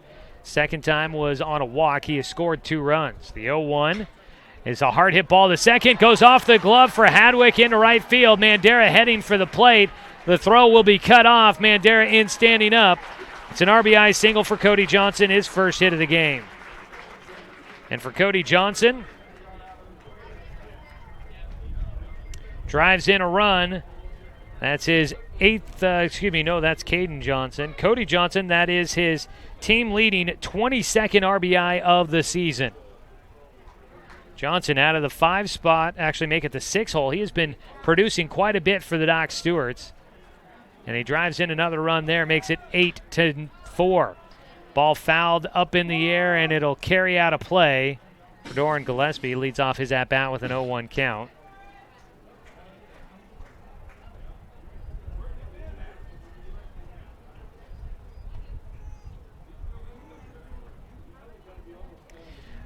JT Overstreet on the mound. He's now given up his first run.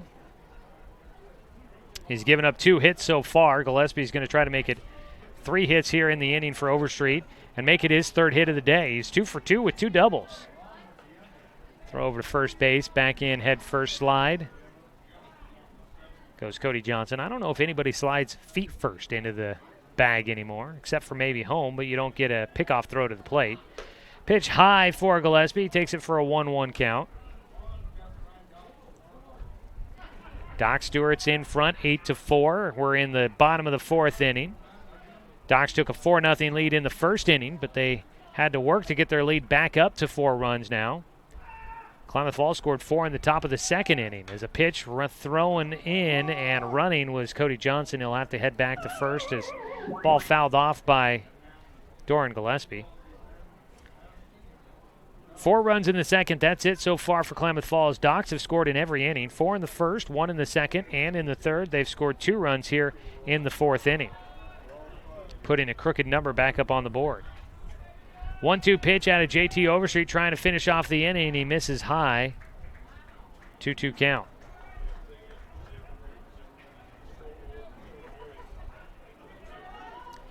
See if we can find some scores from other games of note from around Area 4 and from around the region. Try and have that for you here.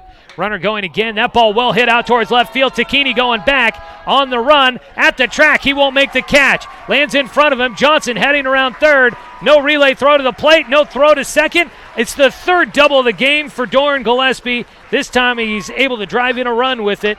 And the Doc Stewarts now lead 9-4. Gillespie. Mentioned he's tearing the ball off the cover off the ball here today. 3 doubles for him. Now picks up his first RBI. Docs lead 9-4. Can't ask much more out of the young man. And speaking of Doran Gillespie, this may just be a bit of a case. As a ball from Luther, a one-hopper to short. Rasica, his throw airmailed to first, and another run will come in. Docs lead 10-4. Up to second base will go Jacob Luther. Scoring is Doran Gillespie. 10-4 now your score. I was going to say, before Jacob Luther puts the ball in play there, that it might be good luck. Our Umpqua Dairy Player of the Game interview seeming to bring these guys good luck. It seems like every time I do an interview, I get these reasons to talk about the young men during the game, and then it reminds me, oh yeah, and I interviewed him. It's coming up in between games here today. Doran Gillespie gives me plenty of reason to talk about him. 3 doubles in this game. He will be our Umpqua Dairy Player interview coming up in between games here today, so stay tuned for that. Doran Gillespie get a chance to get to know him just a little bit more as we get geared up for Game 2 of tonight's doubleheader. Doc Stewart's lead 10-4, a 2-base error for Jacob Luther. Gets on base for a second time, still without a hit, though, in the ballgame. First pitch swinging, Jet Black grounds it past the diving shortstop. They're going to send Luther to the plate. The throw cut off. Luther in standing up. The throw to first. Back in safely goes Jet. Jet Black gets his first hit of the game. And the Doc Stewarts now lead 11-4.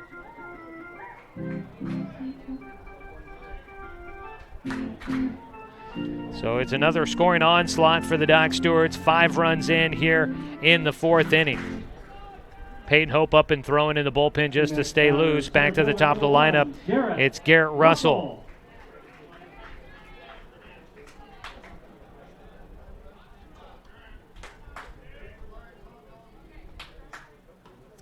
First pitch outside for Garrett, a 1-0 count. Garrett looking for his second hit of the ball game.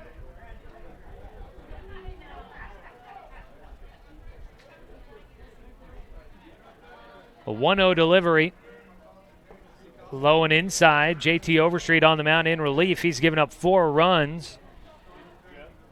4 hits and an error, helping things move along here. A 2-0 count for Russell at the moment.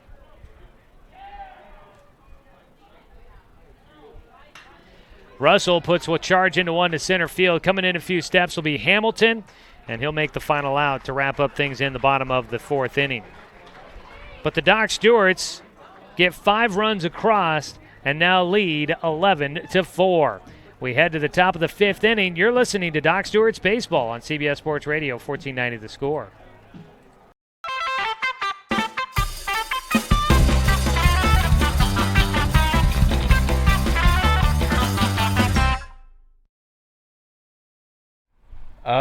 Peter Griffin from Family Guy. Goofy. Okay. Favorite cartoon character? SpongeBob. Tigger. All right. My favorite cartoon character is Squidward.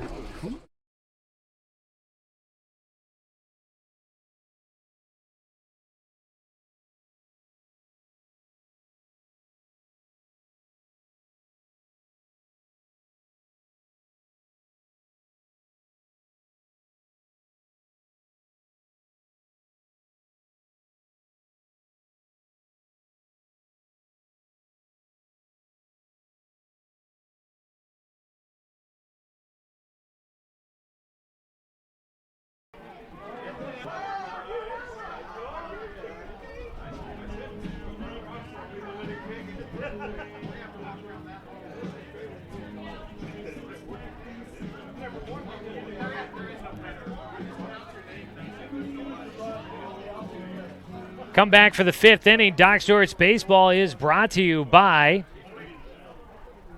our friends over at Mahalo Heating and Air Conditioning. Your best choice for the finest indoor comfort control. Call them today at 672-6707. Peyton Hope still on the mound for the Doc Stewarts. He's got an 11-4 lead to work with. Doc's on top by 7 runs. It'll be the 4, 5, 6 hitters coming up. Billy Miller will stand in for a 3rd time. 0 for 2 in the game so far. First pitch inside for ball 1. Doc's looking to win their 11th straight game here at Legion Field. Really does bode well knowing that they've got the state tournament coming up here at Legion Field, and they'll be the host team, so automatically in. So pitch misses low for a 2-0 count. So while the Docs may not win the Area 4 championships this year, and they could, we never know. The ball ripped down the left field line, but foul for strike 1 for Miller. You don't know. I mean, still 12 games, including this one here, 12 games to go in league play for the Doc Stewarts and everybody else, including that does include today's double headers. So a lot of games still left to be played. You never know who's going to win. It's only a 4-game difference between first and last place. I think we'll start to get some separation over the next couple of days. But if the Docs don't win the Area 4 championship, the fact that they're at home, they've played so well here, and this isn't a good team. It's a young team, but a good team. I think they're dangerous out there in the state tournament. It should be fun. 2-1 pitch, a swing and a miss for strike 2 here against Billy Miller, who is, again, 0 for 2 in this game, a pop-out and a strikeout.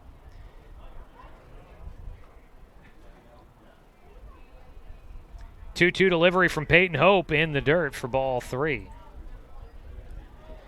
Now, thinking about the state tournament coming up, want to remind everybody, and if you know other people that are fans of teams from around the area, please help us spread the word.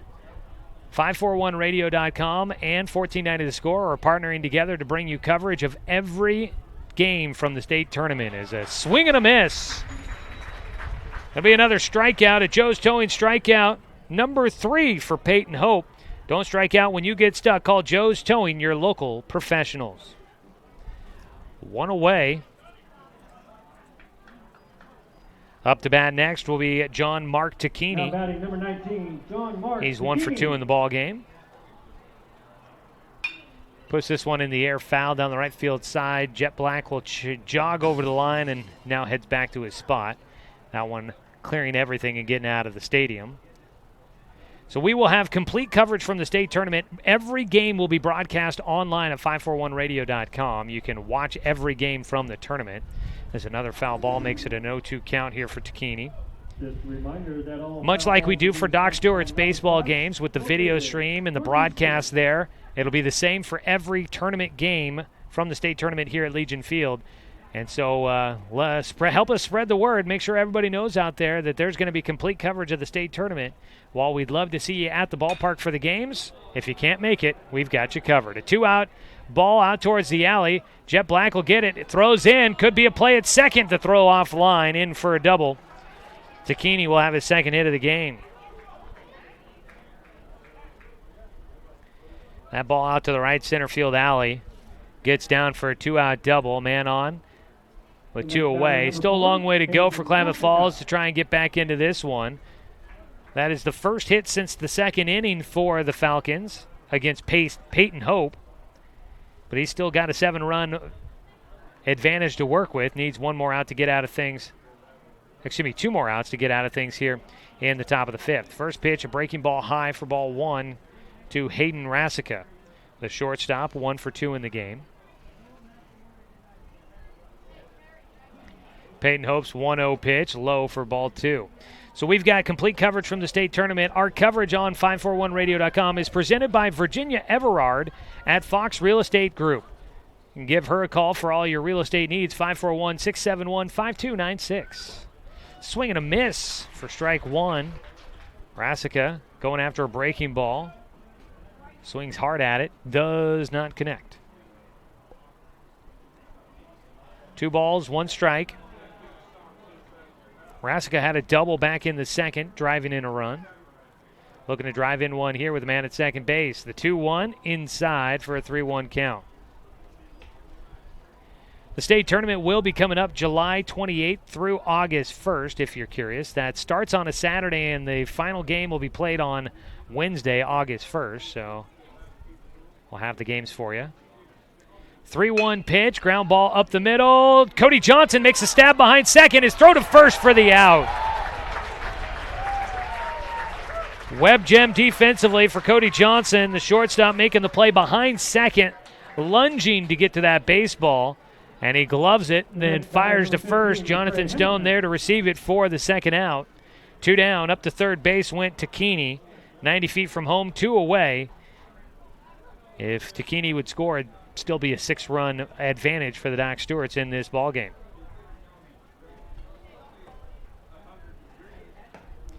First pitch, strike 1 against McCray Hamilton. I'm really looking forward to the state tournament. Have talked to some other people that were here the last time it was hosted here at Legion Field back in 2007. There's a ball in the air, right side. This should probably wrap up the inning. Jet Black underneath it for the final out. Plenty of time to talk about the upcoming state tournament. I'm looking forward to it. I hope you guys are as well. Doc Stewart's continue to lead 11-4 your score as we head to the bottom of the 5th inning here on CBS Sports Radio 1490 The Score. Season is finally here. But remember, respect the water. Don't swim and don't go in the water if it's under 60 degrees. Swimming in water under 60 degrees is life-threatening. It could cause hypothermia, which means your limbs paralyzed and you can't get out of the water. Each day, the water temperature of the Umpqua River will be posted on kpic.com and kval.com, and in the morning weather on KPIC. Respect the water. Know the temperature. Brought to you by the Respect the Water Safety Committee.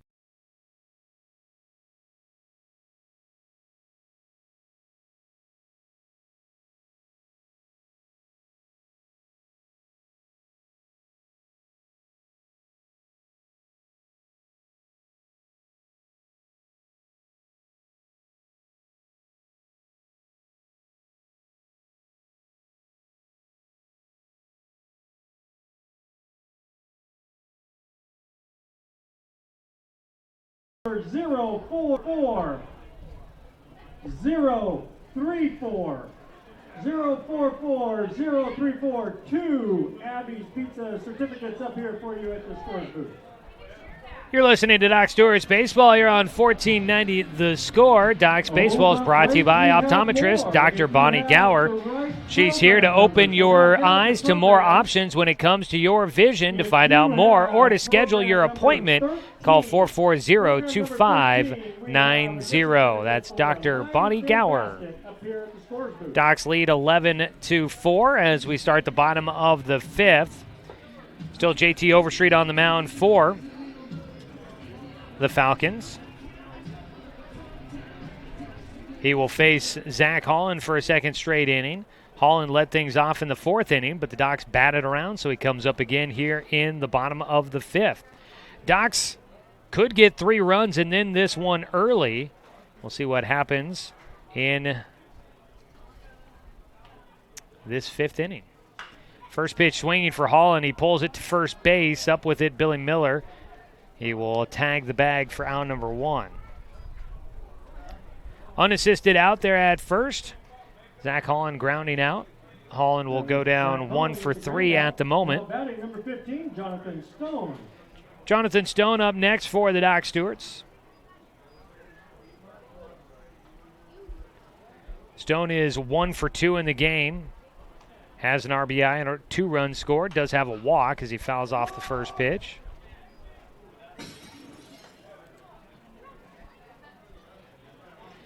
Jonathan Stone wears number 15. Any of you longtime Doc Stewarts fans might remember his older brother, Chris Stone, also wore number 15. As Stone gets underneath this one out towards shallow right field, calling for it is Loney.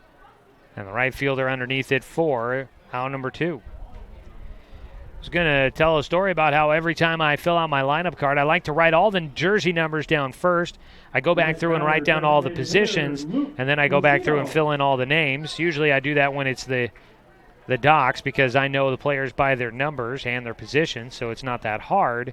I always get to number 15, and my initial instinct's always to write down Chris Stone instead of Jonathan because Chris wore that number for so many years with the Doc Stewarts and me covering him. It just always felt natural. It's Jonathan Stone's number now. A 1-0 count at the plate here for Luke Lucido. He'll take for strike 1.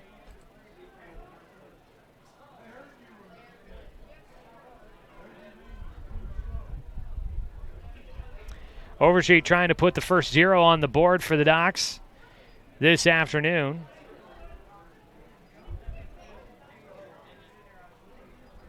A 2-1 count against Luke Lucido at the moment. Pitch bounces in to make it a 3-1 count. Overstreet has given up 4 hits in his short time on the mound so far. He's pitched 1 inning of work so far total. Is 3-1, pulled foul down the left field side for Lucido, gives him a full count. Let's see, actually he has pitched an inning and a third so far officially.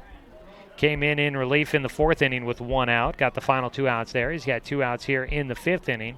Docs have scored in every inning, but right now they're facing 2 down and nobody on base, and Lucido puts this one high in the air to center field.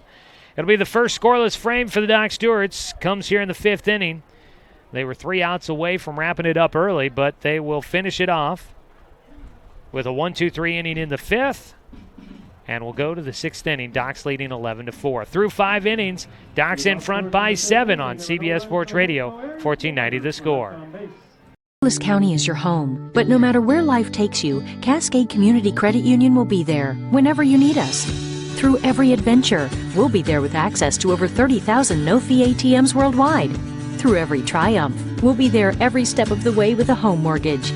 And through all life's little quirks, we'll be there with one-on-one support to get you back on the road in no time. Neighbors are there for each other, and that's exactly who we are. Cascade Community Credit Union, there whenever you need us.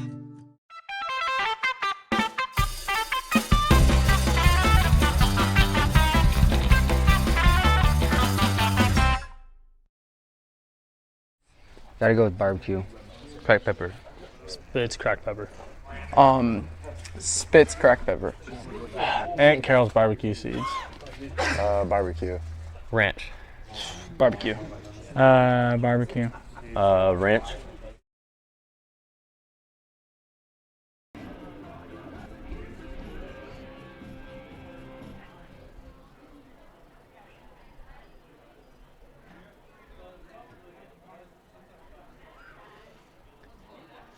Top of the 6th inning. Getting to the late stages here of Game 1 of our doubleheader. Docs Baseball brought to you by Douglas County Farmers Co-op, where everyone is welcome to shop. Leading things off for Klamath Falls is Aiden Schramm, his first at-bat of the ball game. He came in defensively back in the 4th inning. So he'll get his first at-bat. Batting for Heath Rassica. The first pitch was in the dirt. He swings and misses at strike 1 from Peyton Hope. Hope trying to get another inning under his belt and might try and go the distance.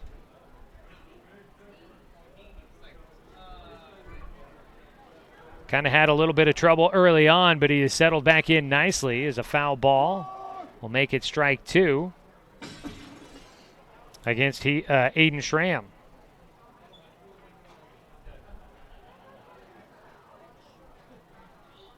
Schramm playing at third base. A 1-2 pitch from Hope. High for ball 1.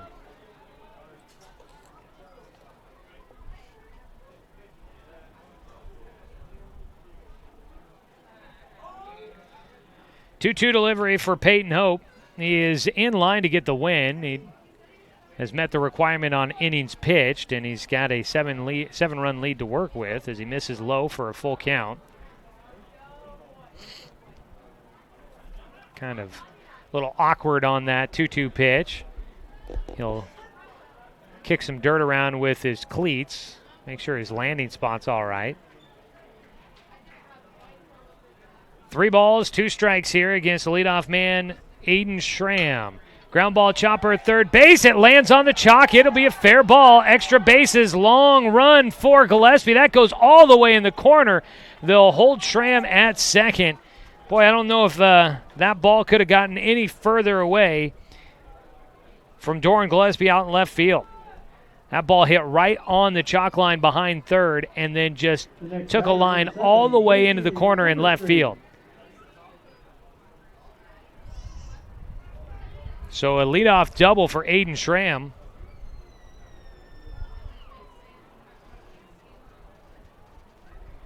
Man at second base to lead things off in the 6th inning for the Falcons. And the lefty, JT Overstreet, now the pitcher, will take the first pitch for ball 1. So Schramm's first at-bat of the night, he gets a double. That's the 3rd double of the season, or excuse me, of the game for the Falcons. Pitch outside, goes to a 2-0 count now against Overstreet. Meanwhile, the Doc Stewarts, they've got 3 doubles from Doran Gillespie alone. And let's see here. Docs have 4 doubles in the ballgame. Ground ball towards short. Cody Johnson will throw out Overstreet at first. Up to third base goes Aiden Schramm. 1 away. 6-3 the put out. Top of the lineup coming up. So Schramm 90 feet from home would make it a 6-run ball game if he came in to score.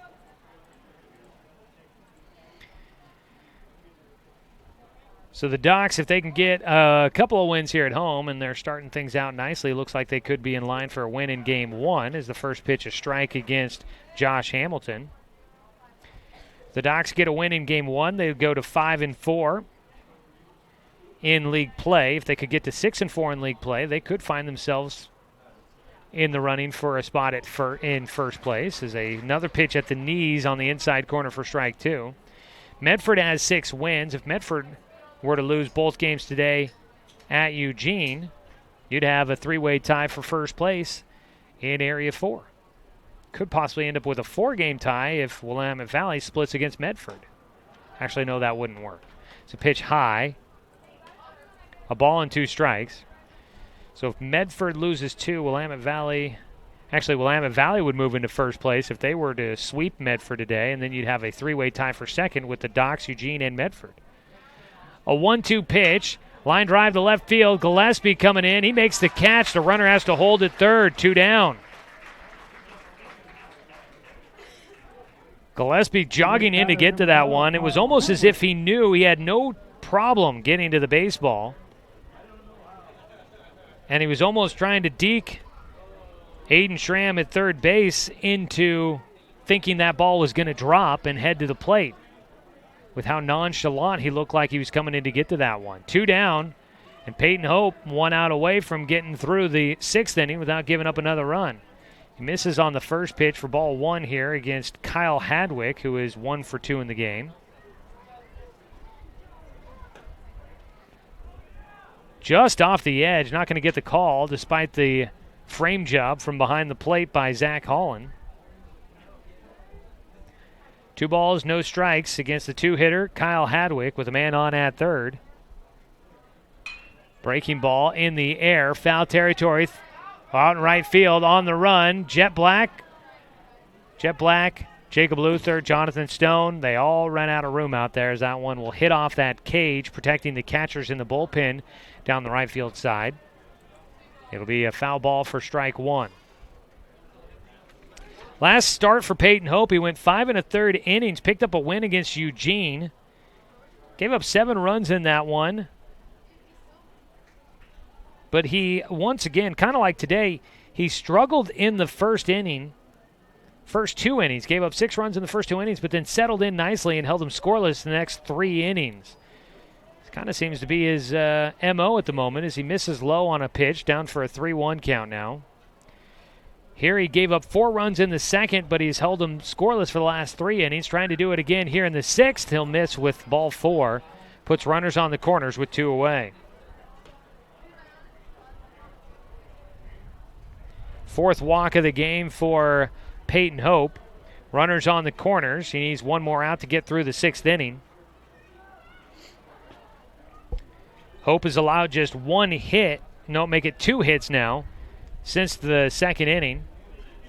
And Peyton has given up 9 hits total in the ball game, but just the 4 runs all coming back in the 2nd. Runners on the corners. First pitch here to Blake Loney, who is 1 for 3. Had an RBI single back in the 2nd. First pitch swinging. He'll pick up another RBI. Drives this one to right field. Jet Black up with it. Throws in. Goes all the way to third with it. 1 hops it to Zach Mandera, but the throw just late. Hadwick going first to third. Runners on the corners. Runners on the corners with 1 run in. 11-5 your score. And here comes head coach Scott Shaver. Still, it's a big lead for the Docks, 11-5, but they're going to make a change. A call to the pen brought to you by Shelby and Migulena Construction. We'll see who the new man on the mound for Peyton Hope is. Peyton Hope comes out of the game, but he's still in line to get the victory after a nice start for the Dock Stewarts here tonight. We'll get you all caught up after the change. It looks like Dorn Gillespie heading to the mound. We'll have all the details when we return on CBS Sports Radio, 1490 The Score. At Brook Communications, our job is to get results for your business, period. We can take your story and tell it to the people you want to reach in a way that compels first-time clients to become repeat customers. We get them through your door so you can do what you were meant to do. Proclaim your sales message to the largest audience of any media company in Douglas County. Brook Communications dominates through the power of 5 radio stations and 541radio.com. Results amplified. Locally owned. Brook Communications.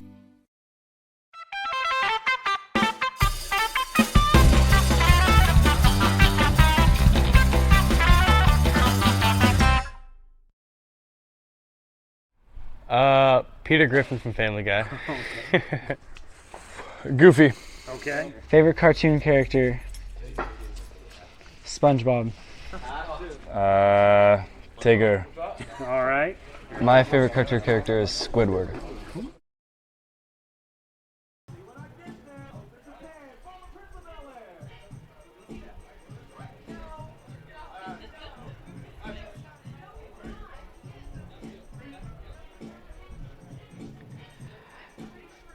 Coming back here in the top of the 6th inning, new man on the mound after the call to the pen, brought to you by Shelby and Migulena Construction, your local leaders for any project, big or small. 30 years of quality, affordable work. Call Shelby and Migulena or visit their website, webuildhouses.com. Well, we've got the pitching change all figured out here. Doran Gillespie will take over on the mound for Peyton Hope, who is in line for the victory. As long as the score stays in favor of the Doc Stewarts, Doran Gillespie comes in. It's a 6-run lead. This will not be a save opportunity for Gillespie this season. Doran is 1 for 1 in save opportunities, has a 1-0 record with 1 save on the year, but not a save opportunity, and he's not really in line to get a victory, so this will just be a relief appearance for Doran Gillespie. I guess maybe it could be technically a hold situation, to be honest. I don't know what the qualifications for that are. First pitch from Gillespie's in the dirt for ball 1. He comes in with runners on first and third. Doc Stewart's lead 11-5 here in the top of the 6th inning. Docs are 4 outs away from getting game 1 of this 4-game series between the Docs and the Klamath Falls Falcons. Billy Miller at the plate with the 1-0 count. Get you the defensive change in left field as well coming up. As a ground ball goes to left field, another run will come in. That run will go to the credit of Peyton Hope.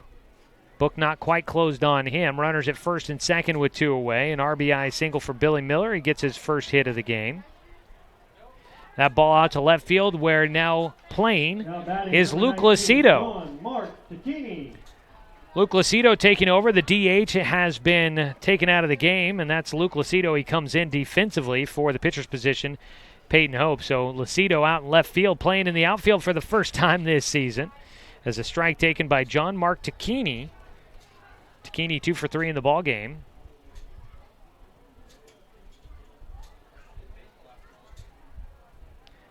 The 0-1 pitch from Gillespie. Swing and a miss out of Tacchini. It'll give him an 0-2 count.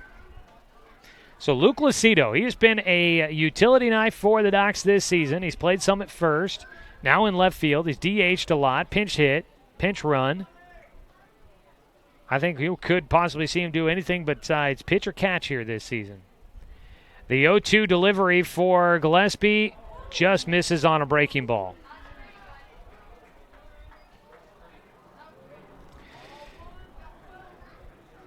Doran Gillespie trying to get the final out here in the 6th inning. Docs lead 11-6 at the moment. The 1-2 pitch from Gillespie in the dirt. Out at second base, a huge lead out of Blake Loney. He was halfway to third with that ball in the dirt. Surprised he didn't decide to take off. The ball didn't get away from Holland, but with how far out there Loney was, I'm surprised with it in the dirt. If he had gotten a better rate, he might have had a good chance. 2-2 pitch. Swing and a miss. That'll do it. Gillespie gets a strikeout to wrap things up in the 6th inning. Doc Stewart's lead by 5 in the 6th. Make it 2 runs. 2 runs on 3 hits. No Doc Stewart errors. 2 men left on base. We head to the bottom of the 6th inning. Doc's in front by 5 on CBS Sports Radio. 1490 The Score. It's easy to spot people who participated in high school sports and activities. Right on time. They learned important lessons like leadership, teamwork, respect. Hey, our meeting moved to 10. We'll be ready. Values that last a lifetime. We need to focus on 3 factors. Support high school sports and activities in your community. When kids take part, they get set for life.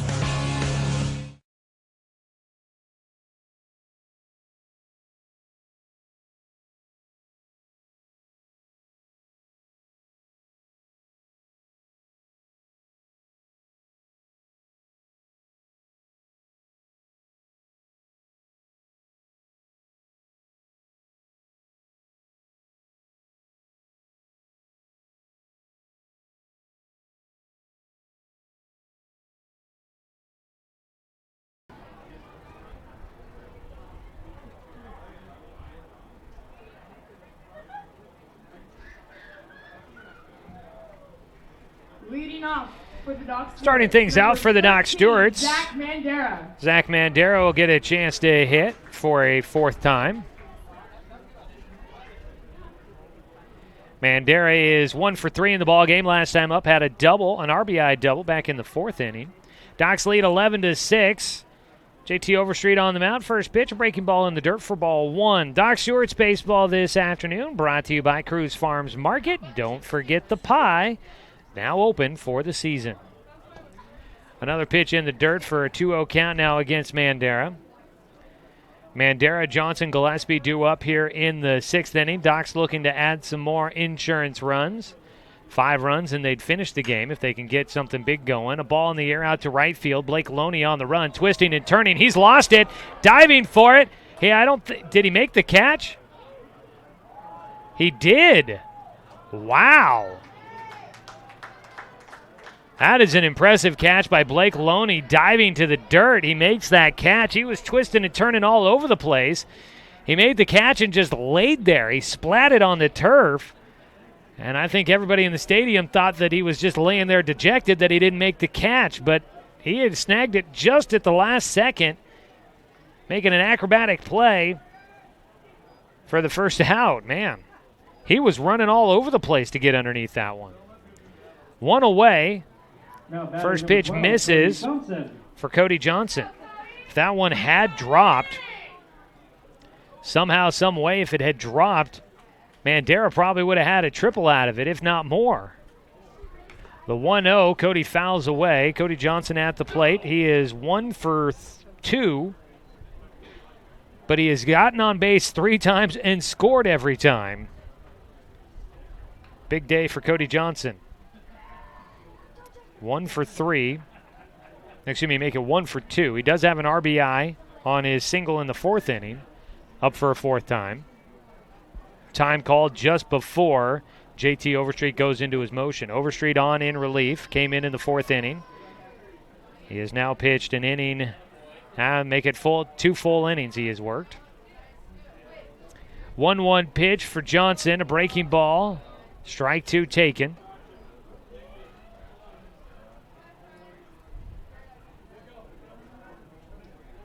One ball, 2 strikes for Cody Johnson in the 6th inning. Breaking ball. Ooh, good job to hang on that pitch. Johnson, that one, it had a chance. The way it was moving, it could have possibly caught the top end of the strike zone. But he hung in there, kept his hands back, and was able to fight that one off. A foul ball, stays alive with a 1-2 count. That is some disciplined hitting there. The 1-2 pitch, another breaking ball. That one does not move much, stays high, and it's a 2-2 count. That is, he was fooled on the pitch, but he recognized that it was going to be a breaking ball, kept his hands back, and was able to slow down his swing and hang in as a pitch just misses upstairs. The count goes full. He got a little fooled. I think he was going to try and swing, was able to just slow everything up. To me, that's impressive for a hitter. Full count pitch, Cody reaching for it, up the middle, ground ball gets through. Right back up the mound. The comebacker goes back past JT Overstreet on the mound. He kicks his feet out of the way. It goes up the middle, just past second, and into center field. Next batter, number 21, Dorian A one-out Gillespie. single for Cody Johnson. His second hit of the ball game. Now, every time he's gotten on base, he's scored. Let's see if the trend continues here as Dorian Gillespie hits. Now, every time Dorian Gillespie's come up, he's hit a double. Let's see if that trend continues. First pitch swinging, line drive to left field. I don't know if he's going to get 2 out of it. They're going to hold Johnson at second. Dorian Gillespie will only get a single this time up, but he is 4 for 4 in the ball game, and the Doc Stewarts have runners at first and second with 1 away. Hot night for Dorian Gillespie at the plate. He'll likely take the mound in the top of the 7th, trying to close out the game. It's not a save situation for him. He won't factor into the decision, but trying to close it out and get a win for Peyton Hope. At the plate, Jacob Luther looking for his first hit of the game. He takes low and outside for ball 1. Luther reached on an error, a throwing error in the 4th inning, and came around to score that frame. He also had a walk in the 1st. A comeback chopper to the mound, picked up. They throw to second for 1. The throw to first, not in time. Up to third base goes Cody Johnson. Luther beats out the throw to keep out of the inning-ending double play. He'll reach on a fielder's choice, third time on base. Forced out at second base is Doran Gillespie. That was 1-6 on the putout for those keeping score at home. Comebacker to the mound, JT Overstreet fielding and throwing to second to try and start the double play. They were just a bit tardy on the relay. Jet Black will hit, trying to bring in Cody Johnson, trying to get his 4th run of the game. First pitch high for ball 1.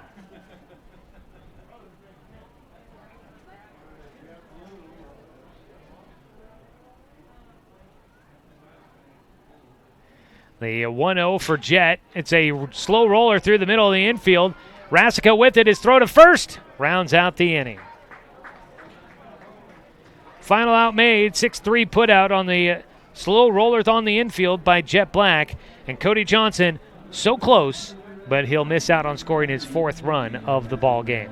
Doc Stewart still lead 11-6 as we go to the 7th inning. Docs need 3 more outs to wrap up a win in Game 1 of the doubleheader. Back after this 60-second break on CBS Sports Radio, 1490 The Score.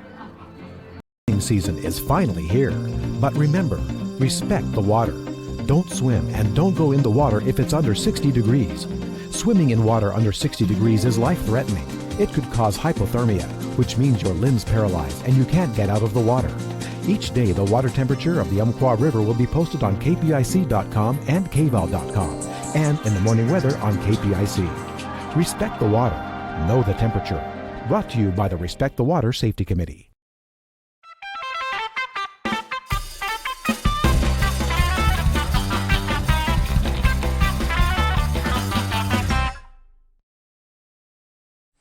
Gotta go with barbecue.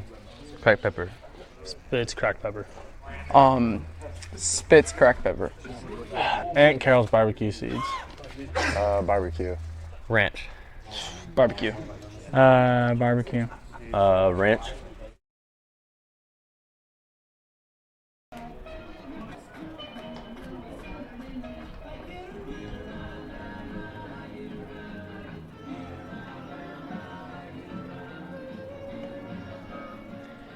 The 6, 7, 8 hitters due up here in the top of the 7th. This is Doc Stewart's lead, 11-6. Doc's baseball is brought to you by Good Vibration Solutions for home theater and automotive audio. You can feel it at Good Vibes. Leading things off will be Hayden Rasica, then McCray Hamilton, and Aiden Schramm, the 3 hitters due up against Doran Gillespie, who will look to try and finish off the ball game. Number 4, Hayden Rasica. Hayden Hope in line to get what would be his 3rd win of the season. That would tie him with Noah Burke for the most wins on the Doc's pitching staff. First pitch from Gillespie at the knees for a called strike against Hayden Rasica. Found this in the Herald and News down in Klamath Falls. Hayden Rasica coming off of a big game, the last one for this Klamath Falls team, as he takes outside for a 1-1 count. Rasica on Sunday against the Grants Pass High School Cavemen team had a triple, 2 doubles, and 3 RBI in that game as he takes in the dirt for a 2-1 count. So kind of a big game for him. 3 extra base hits, a triple and 2 doubles, and 3 RBI. Tonight he is 1 for 3 against the Doc Stewarts, and he has got 1 double. He'll hit a line drive shot right to Cody Johnson. Second time that has happened in this game. Johnson this time has to go down to a squat like he's a catcher. Gets 2 hands up there, makes the catch for the first out. Doc's 2 outs away now from getting a win in Game 1 and stretching their home winning streak to 11 games. The next batter, number 15. Up next is McCray Hamilton.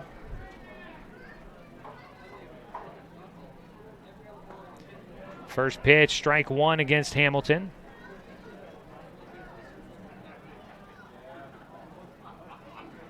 Hamilton is 1 for 2 with a single and a walk.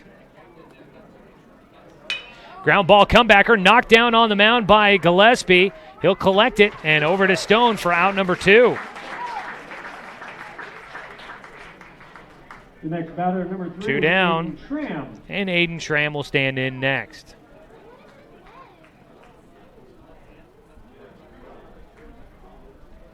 Comebacker there. Gillespie, quick hands to get the glove down, knocked it down, and was able to find the baseball on the backside of the mound over to first. Fires in a breaking ball for strike one to lead off the at-bat against Schramm. Schramm had a double in his only at-bat back in the 6th inning. He faces Doran Gillespie for the first time. He takes a pitch. Breaking ball that time misses too low.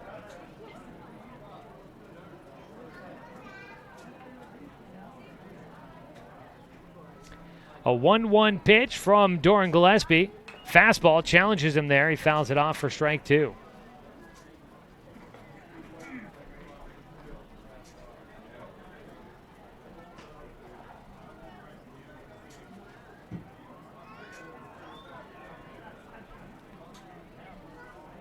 One ball, two strikes. Looking for the final out here. Swing and a miss, and there it is. Doc Stewart's will win game one. Final score 11-6. It's a Joe's Towing strikeout to end the game. Doc Stewart's come away with their 11th straight victory at home. They improved to 16-13 on the year, 5-4 in league play, and they give themselves a chance to try and sweep the series at home before heading on down to Klamath Falls tomorrow. We'll come back with the post-game show brought to you by Roseburg Disposal.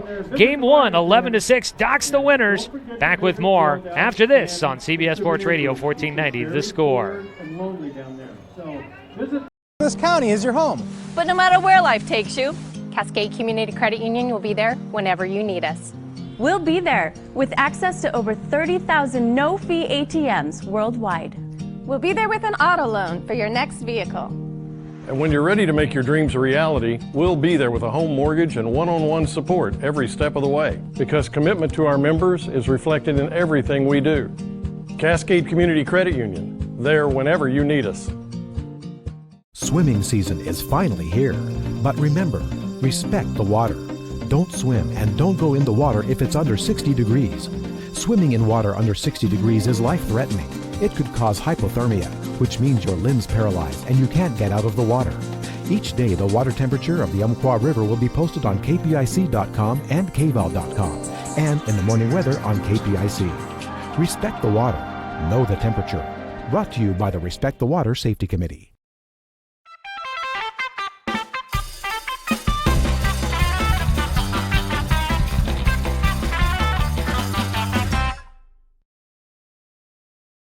Reese's Pieces. Popcorn with butter.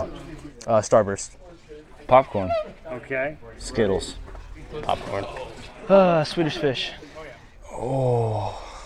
Reese's Pieces. Best snack for movies? Oh, buttered popcorn. Okay.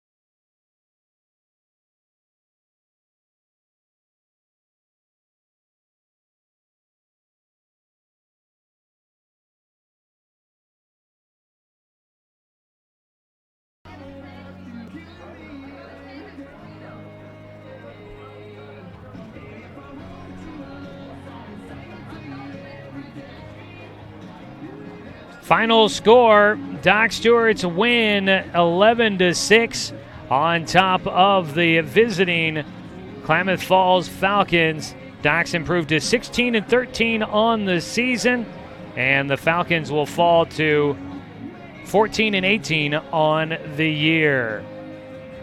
Welcome into the Roseburg Disposal post-game show. Let them make the run to the dump for you. That's Roseburg Disposal.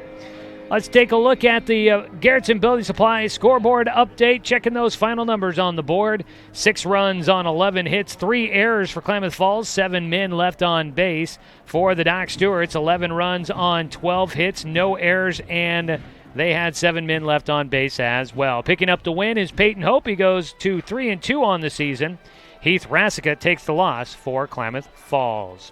Joey Kieran here with you in the post-game show. Thanks so much for tuning in for Game 1 of our doubleheader. We'll have Game 2 starting soon. If you are watching the game online at 541radio.com, If you are on 541radio.com, just refresh the browser here in a little bit once we end Game 1, because we will end the broadcast and start a new one. So just refresh it after the conclusion. We'll get it up and running as quick as we can. If you are watching the game by chance on YouTube, on our YouTube channel where we stream the games as well, you're going to have to go find the broadcast for Game 2, which shouldn't be too hard to do. Just go back to our channel, and you should find us streaming live momentarily after the conclusion of Game 1. So there's some instructions for you, folks. Coming up in between games, we will get a chance to talk to Doran Gillespie. He ended up getting a little bit of pitching in there, but did not factor into any decision. I did look up the definition of a hold. He did not qualify for one here tonight.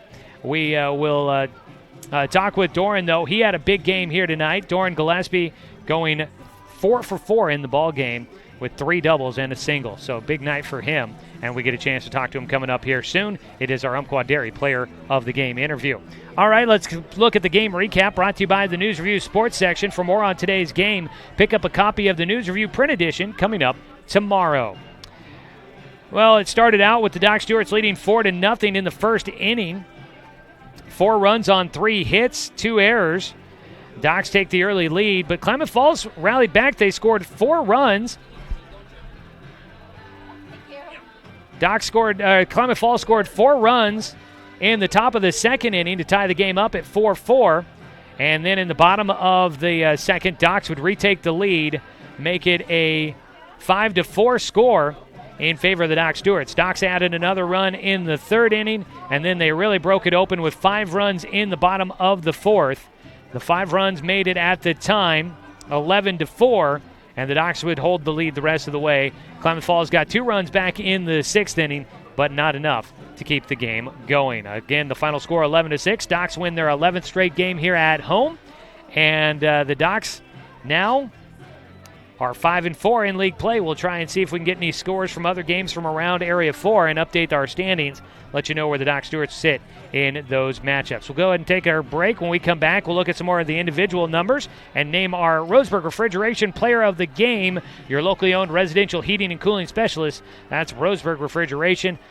I think you may have an idea who the player of the game is going to be for Game 1 of our doubleheader. We'll talk about it after this 2-minute break. More for you from the Roseburg Disposal Postgame Show after this here on CBS Sports Radio, 1490 The Score.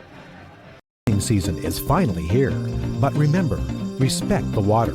Don't swim and don't go in the water if it's under 60 degrees. Swimming in water under 60 degrees is life-threatening. It could cause hypothermia, which means your limbs paralyzed and you can't get out of the water.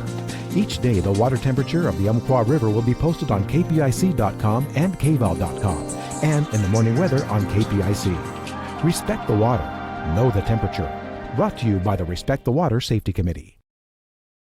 It's easy to spot people who participated in high school sports and activities. Right on time. They learned important lessons like leadership, teamwork, respect. Hey, our meeting moved to 10.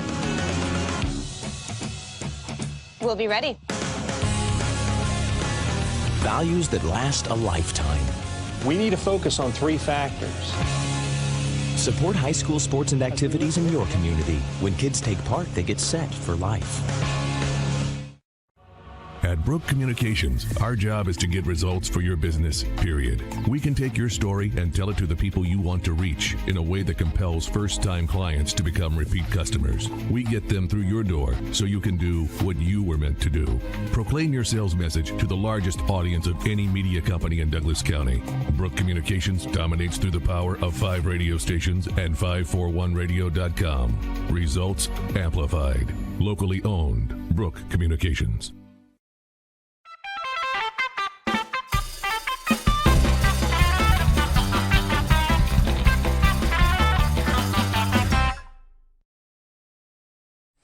Gotta go with barbecue. Cracked pepper. It's cracked pepper. Spitz cracked pepper. Aunt Carol's barbecue seeds. Barbecue. Ranch. Barbecue. Barbecue. Ranch.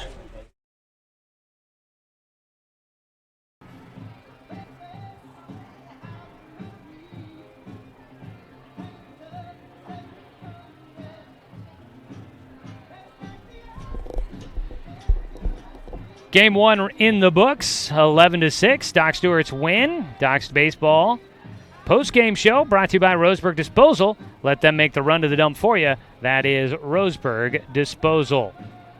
Well, the Doc Stewart's improving to 5-4 in league play.